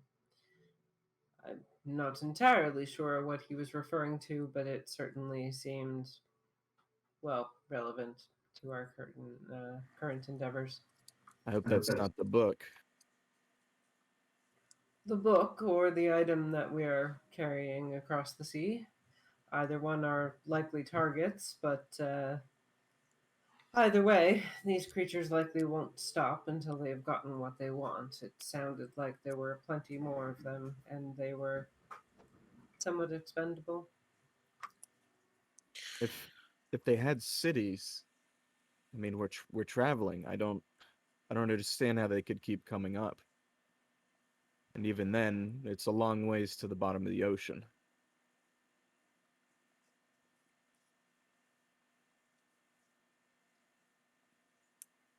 None of this makes sense. Say at this point, Watts would be returning. We need to hide the guns. They didn't believe me, I'm sure. Well, if we're gonna have a story, we should at least know what they already know. So, What did you tell them, Yeah. Watts? Well, I told them what we said. There's shooting from them, and they accidentally hit each other because of the mist that was there. And Did you He say you didn't were believe me. alone? no, Do they I know said anybody Nora else? was there. I said you were there. No, was it you? No, I said Brady. I said Brady was there. Or was it you? No, yeah, it was Brady. It was Brady. I'm sure it's Brady. Okay, I said Nora and Brady were there. You weren't there. that I said that there's a lot helps of somewhat. I said there's a lot of commotion going on. It was hard to decipher and keep track of everything that was happening since we've been attacked from all angles. So, as of now, I was here with Draper the whole time. That'll simplify things. You were on deck. Were you there? Did you see them? You were on deck? Give him I a was on glance. deck. We have to get a story straight for when they come asking, and there another death on the ship will probably merit a response of Yes. some amount, even if it was justified. If we rehearse too much, it will sound too obvious. We must agree on the basics of the story and maintain our sense of confusion as best we can. If we are not sure of anything at all, perhaps it will be easier to deflect them. Did you see that mist? It blew out. It kind of seemed like to- said something along the lines of this and did this, and then I'm gonna actually do it. Damn it! Take a couple steps back. Does it stink? Does the mist have a smell or like an odor to it? Yeah, are you actually casting a spell? Yeah, I'm gonna do it. I'm gonna. All right, there's like a and the entire cabin fills with a gray mist that none of you can see through. Oh, God damn it! Why would you do such a thing? Well, now you know what it feels like when you smoke constantly around us. Both of you two need to stop smoking. This is completely different. She lights up a cigarette. Try to open You the guys window. see like a little golden spark through the mist. Oh, do I? Yeah. I don't know if you want to make me roll for how long it lasts for, but No, there's actually a rule for that. 1 second. yeah, it's 1d6 plus 4. I think it is. Yeah, yeah. So like, I mean, basically like lasts for like a minute. Yeah.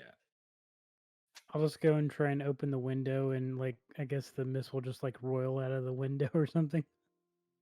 Yeah, so the mist will sort of start rolling out of the window. 10 foot by Of 10 foot by hotboxing? 15 foot, by the way, that would have been. So I don't know how mist works, if it goes under doors into other rooms. No, I would say basically it rebounded back into the room. Normally it should be from one point outwards, but I will say that it basically bounces off and fills the entire small cabin.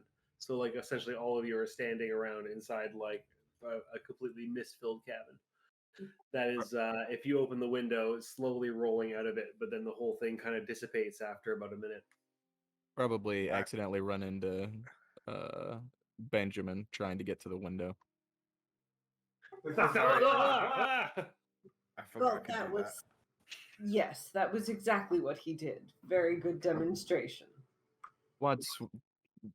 Did you do that? How? Oh yeah, Amelia, she taught me how to do that, and I forgot that I knew how to do it. So when that thing did it, I was like, "Oh, he just said this," and I forgot that I actually knew it. So you're a witch now. I'm a wizard, Harry. I suppose a male would be a warlock if. Yeah. Well, no, I'm just more so somebody's interested in the occult, and now obviously the mythos. Is that not the definition of a wizard?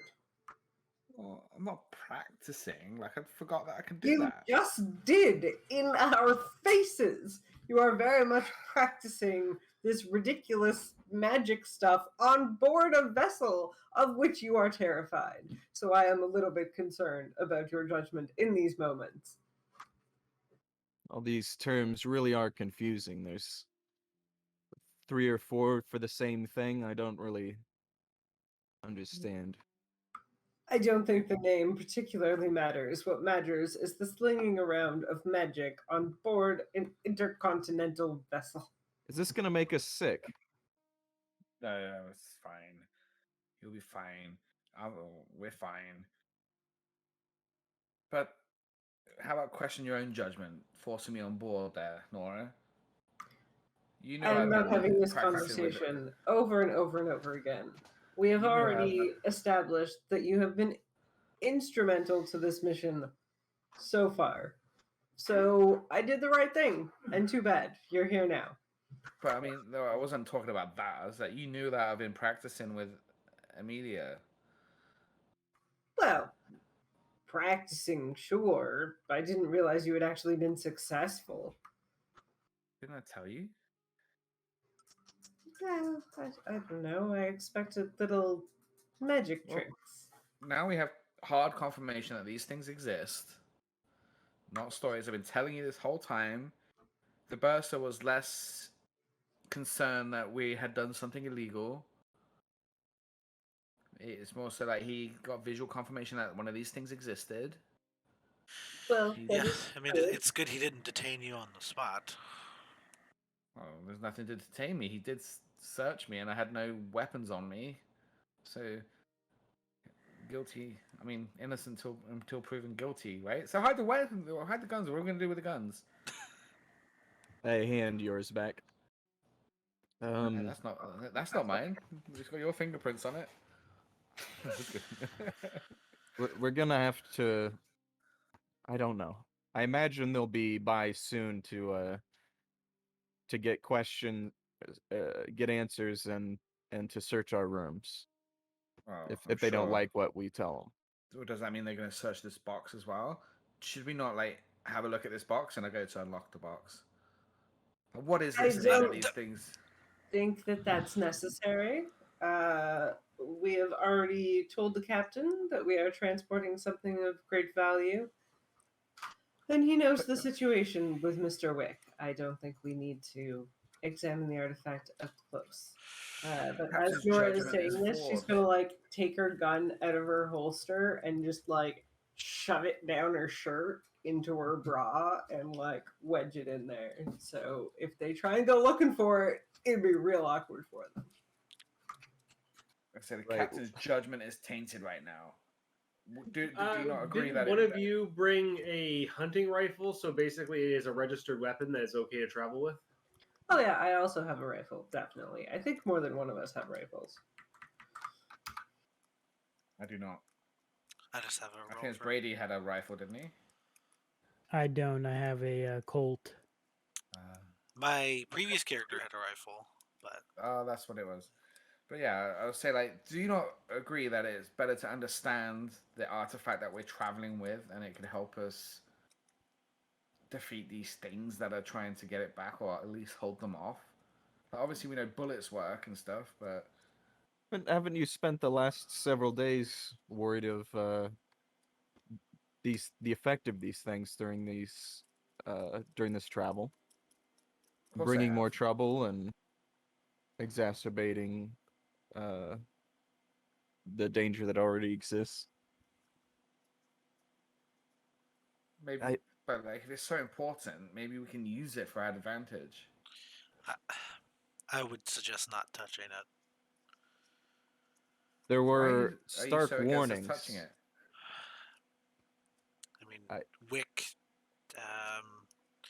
Wick warned us against touching it. It's quite possible he was uh, trying to keep us from investigating further, but in the chance that it is true, we should definitely proceed with caution. If you need more warning, I have seen another object of similar material before. One of my friends touched it and has been in the Arkham Asylum ever since. Does your friend say anything or do anything? They described some vision, and then not too long after was incomprehensible. Is the vision important to our story, or should I stop asking questions? That's more to I Mike. Asking, yeah, like an out of character question. The out of Yeah. character question is the answer is maybe. Okay. I'll What have was this to vision? I have to look. I don't remember off the top of my head. Let me see. And I tell you why I'm asking. I'm not discrediting anything that your friend is seeing. I'm actually giving credit to it. We have first-hand experience of people seeing things they shouldn't have seen and being put in these types of places. There is some merit to their jumbled words or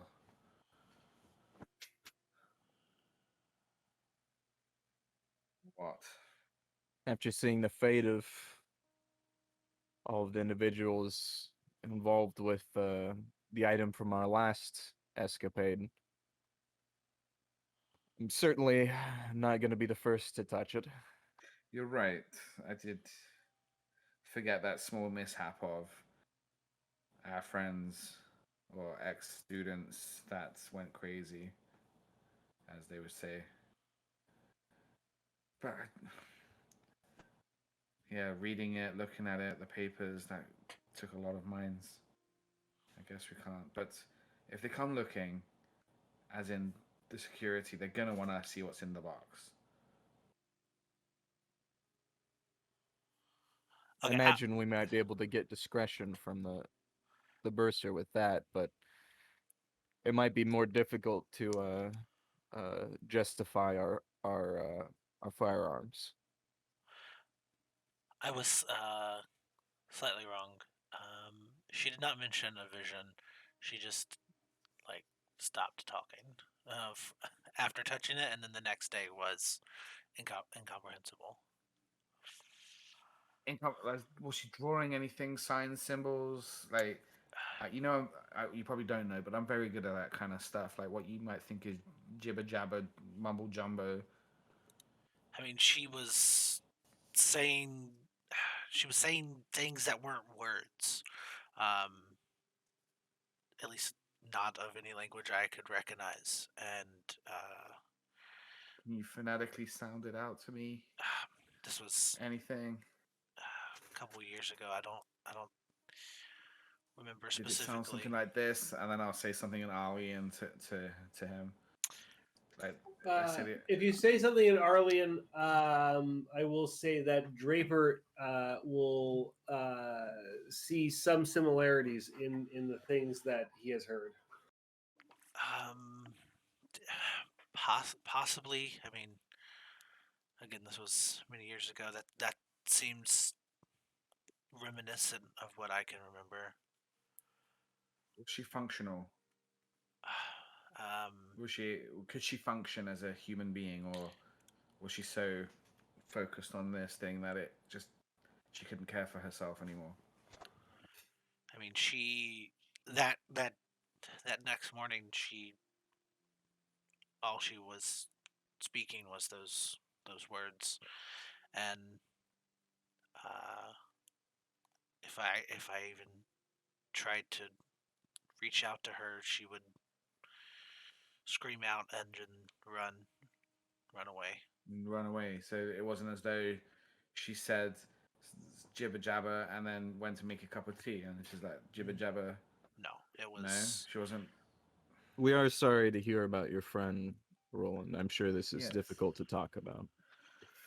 I mean, Yes, I don't mean to pry, but everything's connected. would she have made like any recovery? Asking Mike up to this point, like any.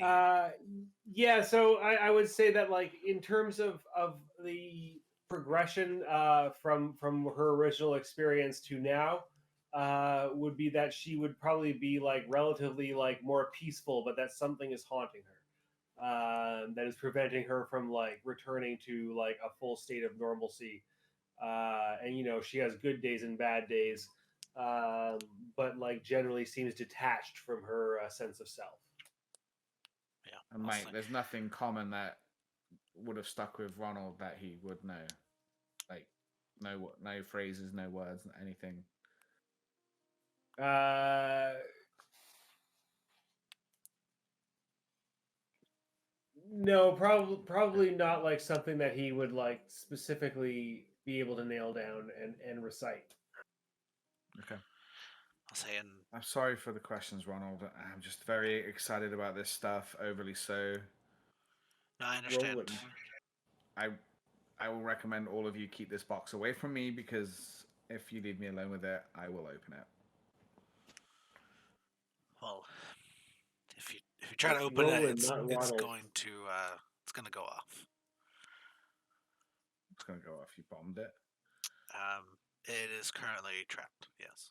Yeah. You're aware that it's booby trapped. Oh yeah, You guys had a I think I discussion forgot. about that. If, Right. I can open it without tripping it, but if you try, Due to your expertise. Well, if we're going to die anyway in the next few days, and it comes to that as a last minute thing, I will take the hit for the team, and I will quite happily engage with this. Oh, here, Hopefully that won't right. be necessary. I chuck right the shell necklace that I would have tied back up so the shells don't fall off. Does your thingy majig tingle? Catch it. It does What's- not. What's this thing look like? It is kind of like a modern day surfer dude puka necklace. It's what Aquaman would wear. Kind of regard it for a second. What is this? Oh, the seaman was wearing it. Uh, Should we call doesn't them seem seamen? doesn't seem unusual as far as I can tell. Kind of holding it with like as little as possible and hand it back.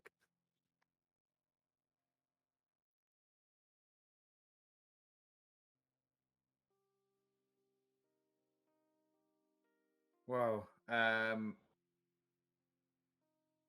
did tell the bursar to keep an open mind and eye on the captain. I was very overwhelmed and excited, and I may have spoken too much on deck. But I said if he's your friend of 10 years, or if there is any kind of friendship there, we wholeheartedly trust our captain, the captain. But I do not trust the company that he's keeping. So I said, I'm not accusing anything or anyone,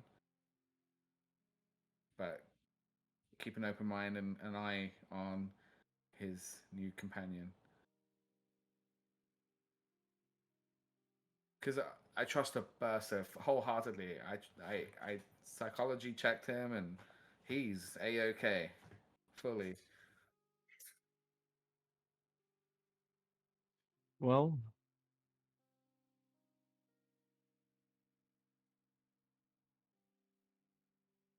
suppose we should find something to do with these, kind of regarding his pistol. Well, I've been checked already, so I think I should be okay. I'll reload mine and stuff it away somewhere on me. We just give you all our guns. You're just strapped. Just carrying like all this Well, fucking. Nora's is between her lady parts stuffed away. She can hold one under each. So looking Suppose at that's one method. looking at She'll the unstrap the actual like holster and like tuck it under the mattress just so it's not super suspicious, but she still has her gun on her. Yes, nobody ever checks under the mattress, Nora.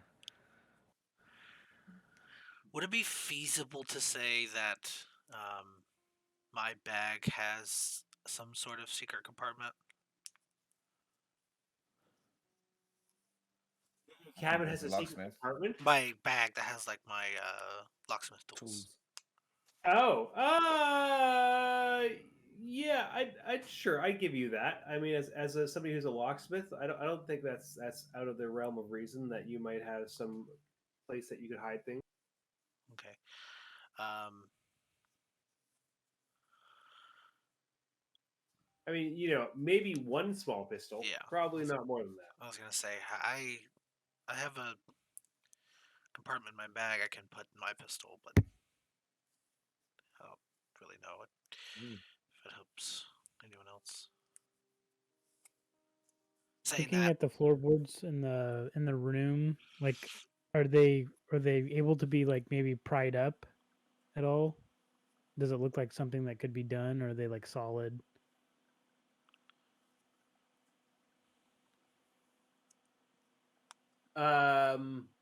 Sorry for which?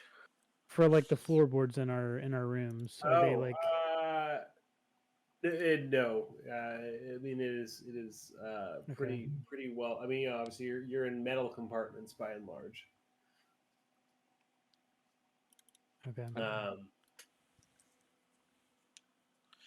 I'll go ahead and put my gun in that secret compartment in my bag. Let's say if we're the only two that weren't present, then our room's likely the least, or the last that they'd search. They would still search us, most likely, if they're gonna do a search. Well, You hear. Actually, I will say. Three of you can give me a listen check.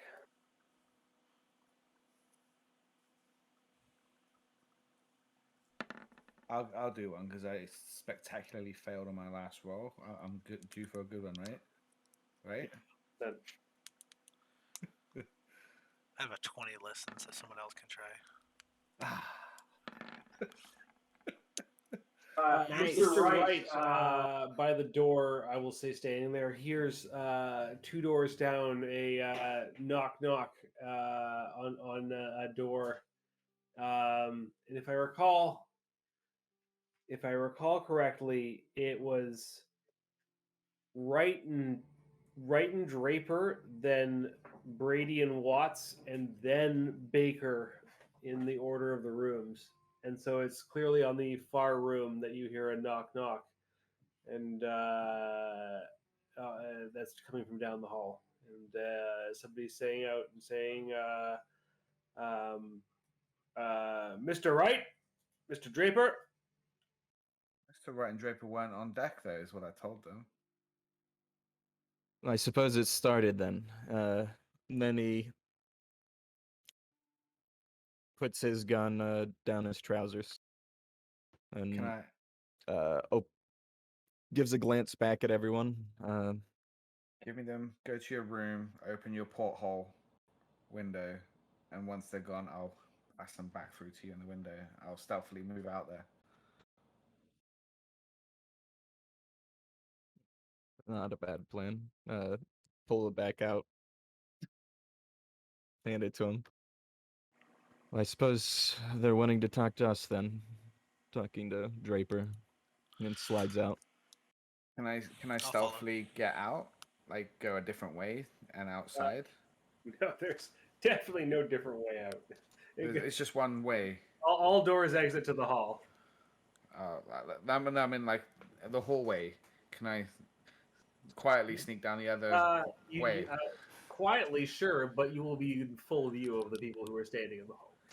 What if I'm stealthy? Giving a quick glance after opening the door, what do I see? Is it one guy, a couple? It is Crewmen? two guys who seem like crewmen who are standing at the door.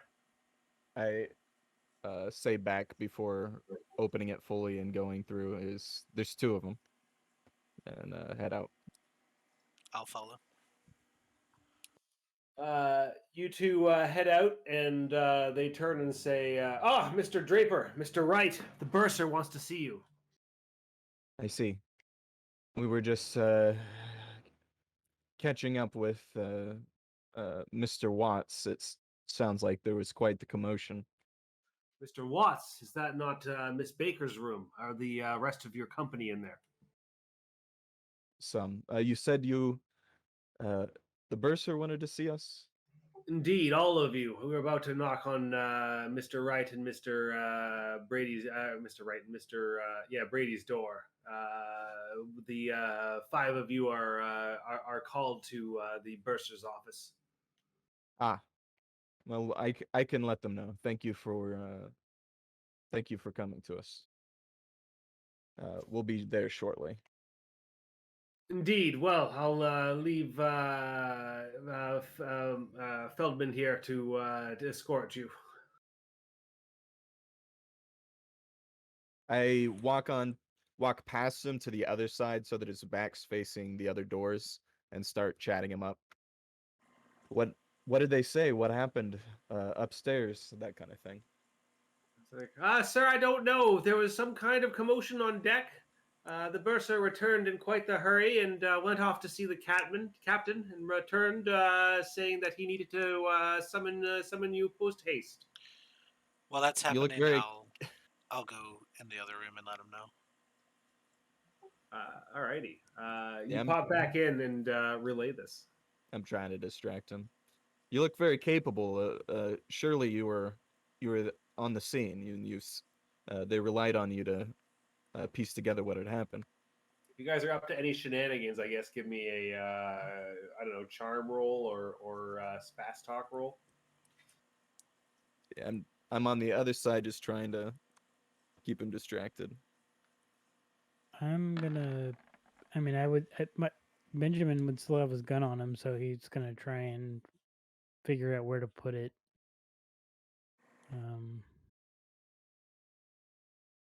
Just trying to buy everybody as much time to sort their shit. Is there a way, like, could I, like, cut into the mattress and then, like, stuff the gun inside the mattress? Try. As you're contemplating your options, Nora is just going to take off her jacket and dive under the covers of the bed that isn't like got the box on it, and pretends to be seasick and not feeling well. Like, get out of here, rest of you, go. I guess I'm not in my room, so I couldn't really do that. I guess I could just put it under anything that's literally just going to be able to obscure it from visibility. And then I'll head out of the door. You're like looking around for a place to hide your gun. Look up at Nora and just like shove it under her pillow.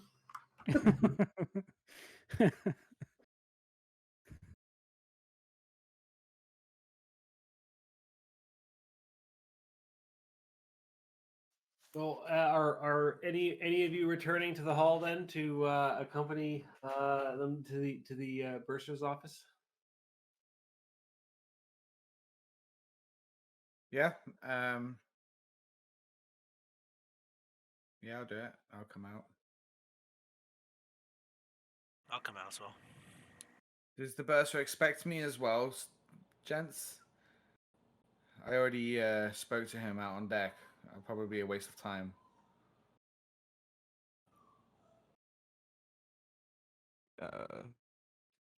Like as soon as he starts turning to look at him, I'll say, "Oh, did the bursar want to talk with everybody, or uh, would he just want to talk to a few?" And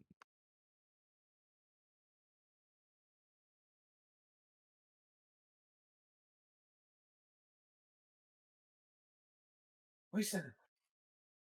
So my dog is crying like crazy. From my side, he had asked to speak to all of them. ah, Yeah, exactly. talking at the door that Watts is supposed to be coming out of, like his own room. I'll say, it sounds like they want to talk to all of us.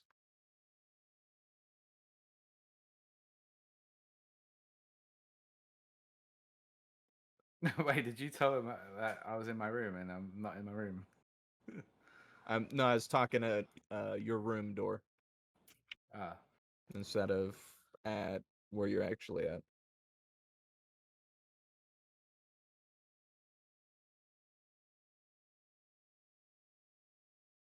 Well, I'm not leaving this room.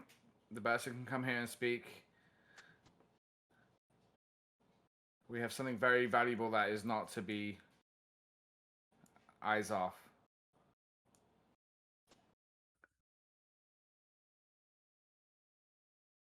Um,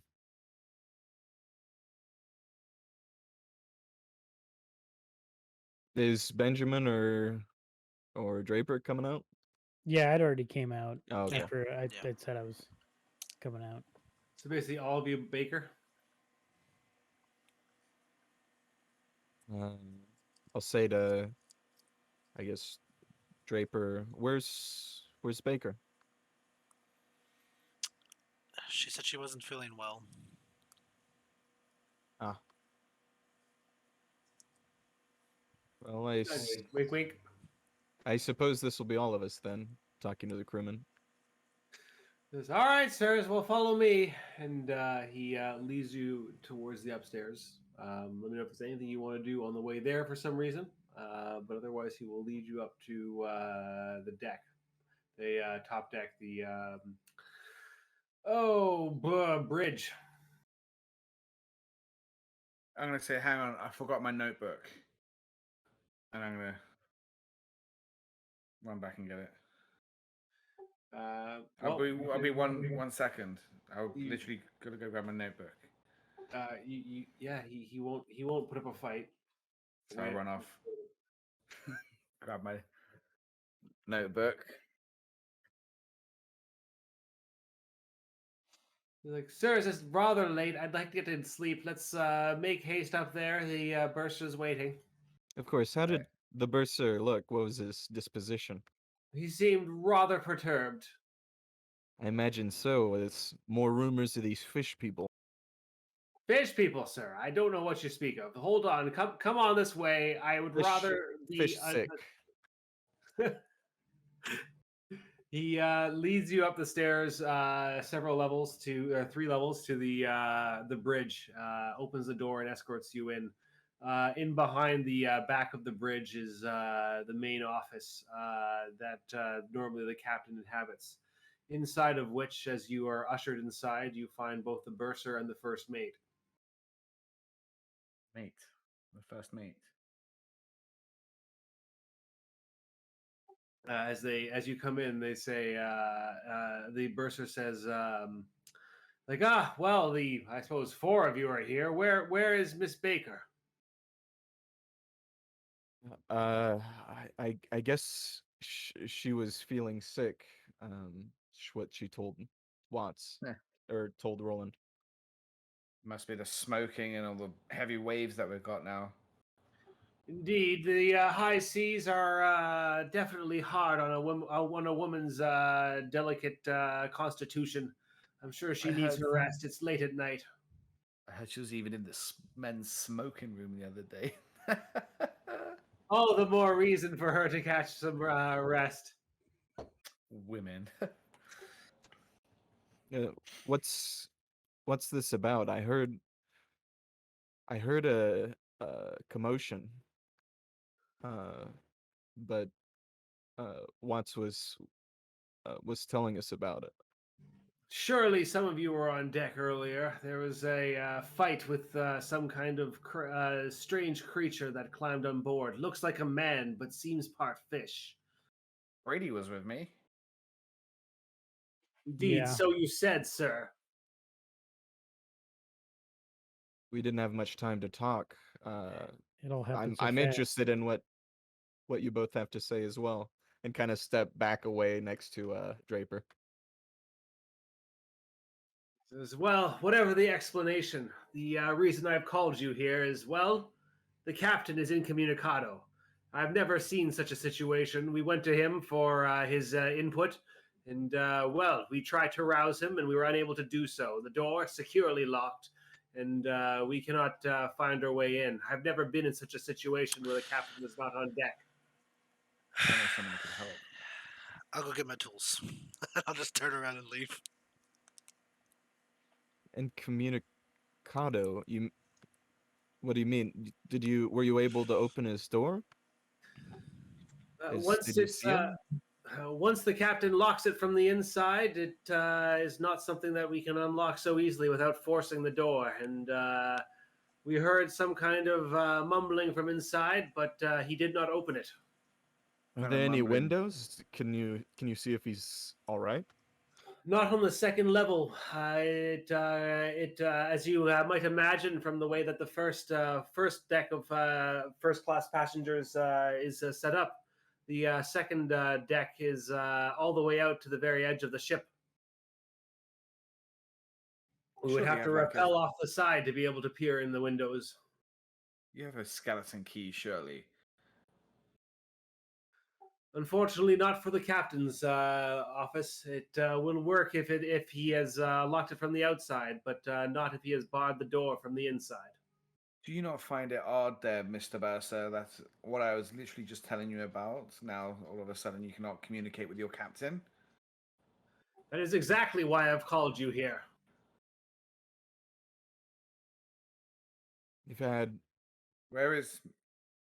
sorry, Mr. Wright, I didn't mean to interrupt you there, but the lady friend, is she in her cabin? I suggest you go grab her too.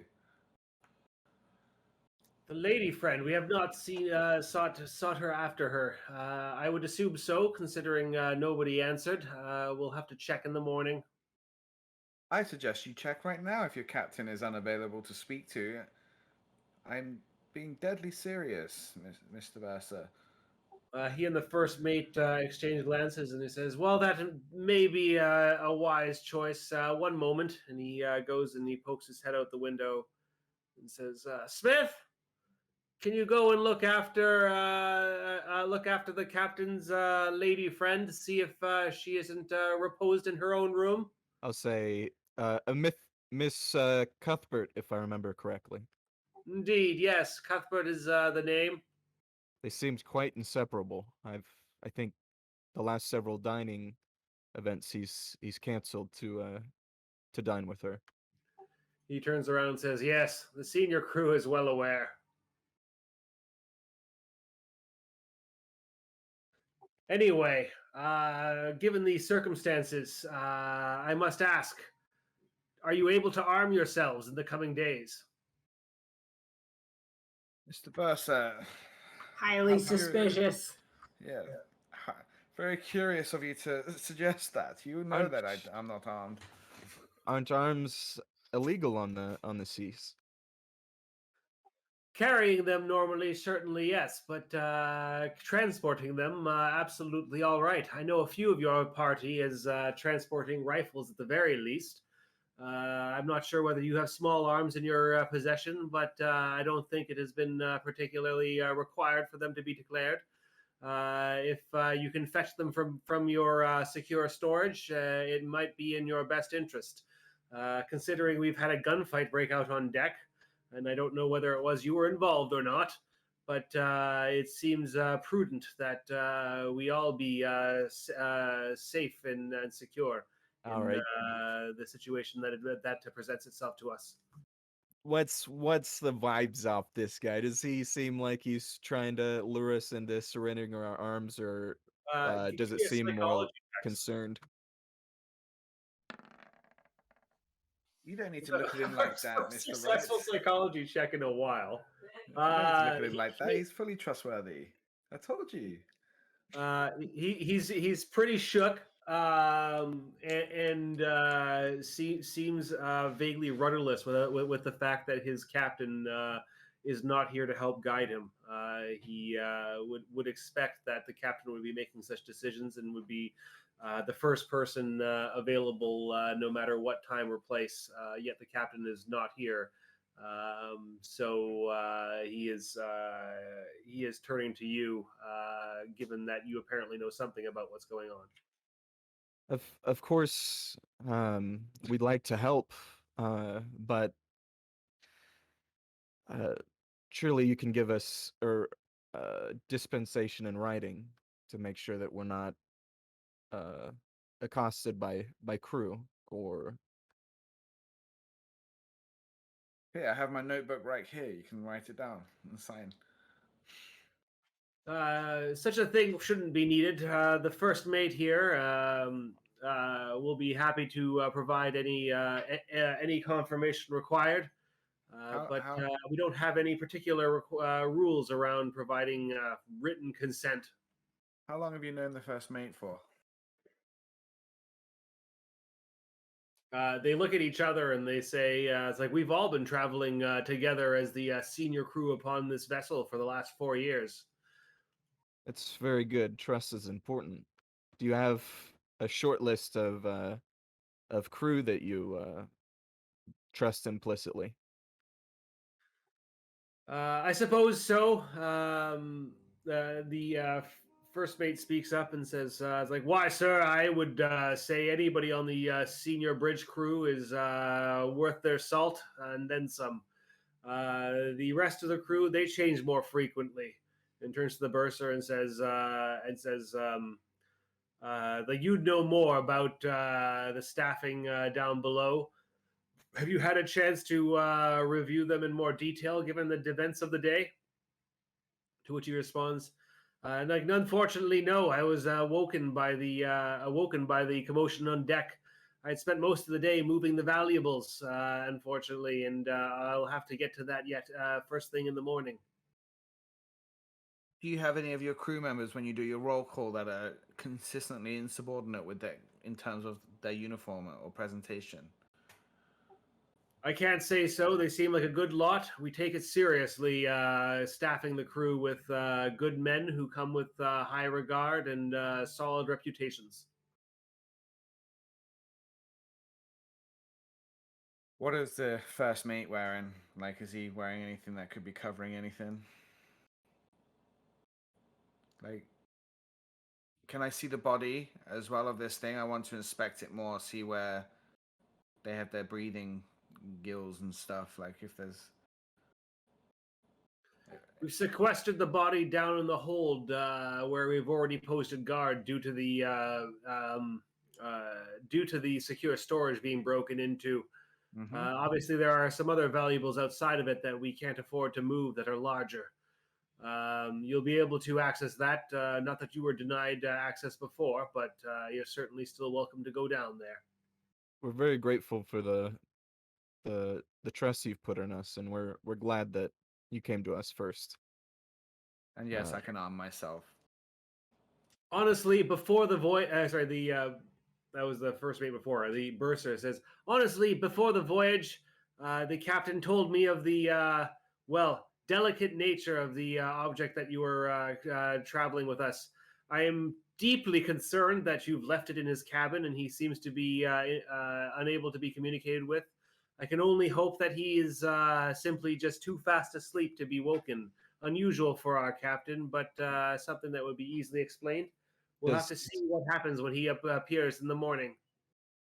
How he looks like he genuinely believes that the item is in the captain's quarters. Do I see any reaction between him and the first mate when he talks about that? I guess give me another psychology roll. Also, how long would it take for me to go get my tools and come back? And in theory, inform Miss Baker of what is actually going on. You'd probably be coming back shortly, but not by this point in the conversation. I would also have let Miss Baker know. Listen, come.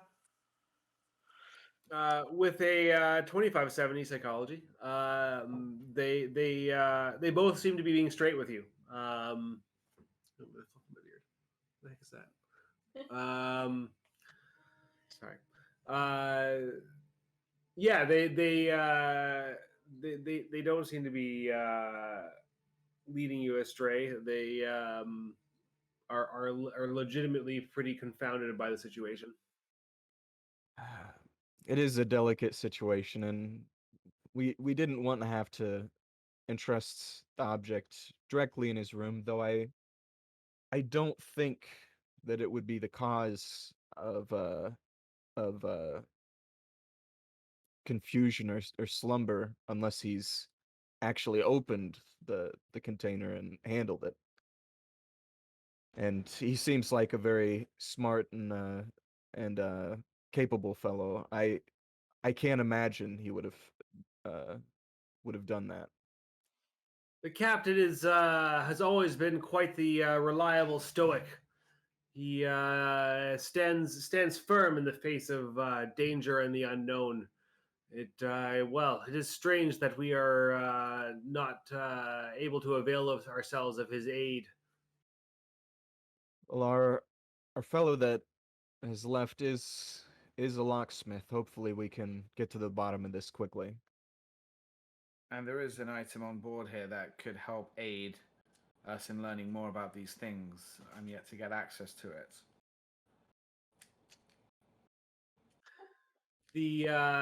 At this point, the knock comes at the door, and the first mate goes over and opens it and speaks briefly with the fellow outside, and says the lady in question the lady in question appears to have been soundly asleep in her room, woken by the knock at the door.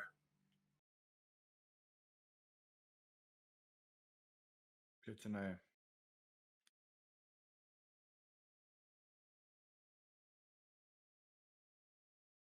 Right, should I ask them to confiscate the book from Mrs. Hastings, or do you still feel that we can get that through her? Whispering, I assume, but whispering back, he'll say, one thing at a time. I'll say Mr. Draper returns at this point. I'll look to the two crew and say, "Where's the door?" We'll say this way. A couple of you have been brought down there just earlier. It's simply down one level below, and they'll exit through back through into the main bridge and out the side door and down one level to the room that's on the front port bow of the upper level, and you'll find the captain's door. Hey, look, I managed to arm myself. And I get my gun ready. Did you bring my gun too? Or did you hide that? No, I didn't hide it. Like, I legitimately went and got my notebook in case I had to write anything down. Wright looks embarrassed, but takes his firearm back from him. Yeah, the first mate looks back and narrows his eyes for a moment, but then nods. I'll say, if this lock is as secure as you say, it may take me a minute, but I should be able to get it. We've got to be here for a reason, Ronald. It's Roland. Roland. Yeah, I know. Watts doesn't like him, does he? Yeah. Is the Parks and Rec being like, sometimes I forget people's names on purpose to show them Exactly. that they don't matter. Exactly. I've done it a couple times. I've called in the wrong name. Locksmith roll. Yep. I'll say to the first mate, seeing that glance back, we are sorry for not being upfront, but we did carefully and guardedly word so that we weren't directly deceiving you. I hope you can forgive the confusion. With the uniforms missing, we needed to know who we could trust. And you two are certainly people that seem to fit that bill. He's like, well, whatever your reasons, we're in this together now, and whatever may come our way, we'll have to stand together. Open the door, sir. He nods towards Draper. Yeah, I'll go ahead and go on it. Right. I got The a 22. door opens, Once and before I like actually open the door, I am gonna pull out my gun as well. Like once I hear the click and like it's unlocked, I'll reach in and pull my gun out. You can step the back door and let the opens first mate. Yeah. slowly in front of you, and it is pitch dark inside. The a pungent smell of humidity and salt comes out with a rolling fog that seems to be obscuring the air. And with that, we'll end the evening. We'll come back. Oh. Yeah.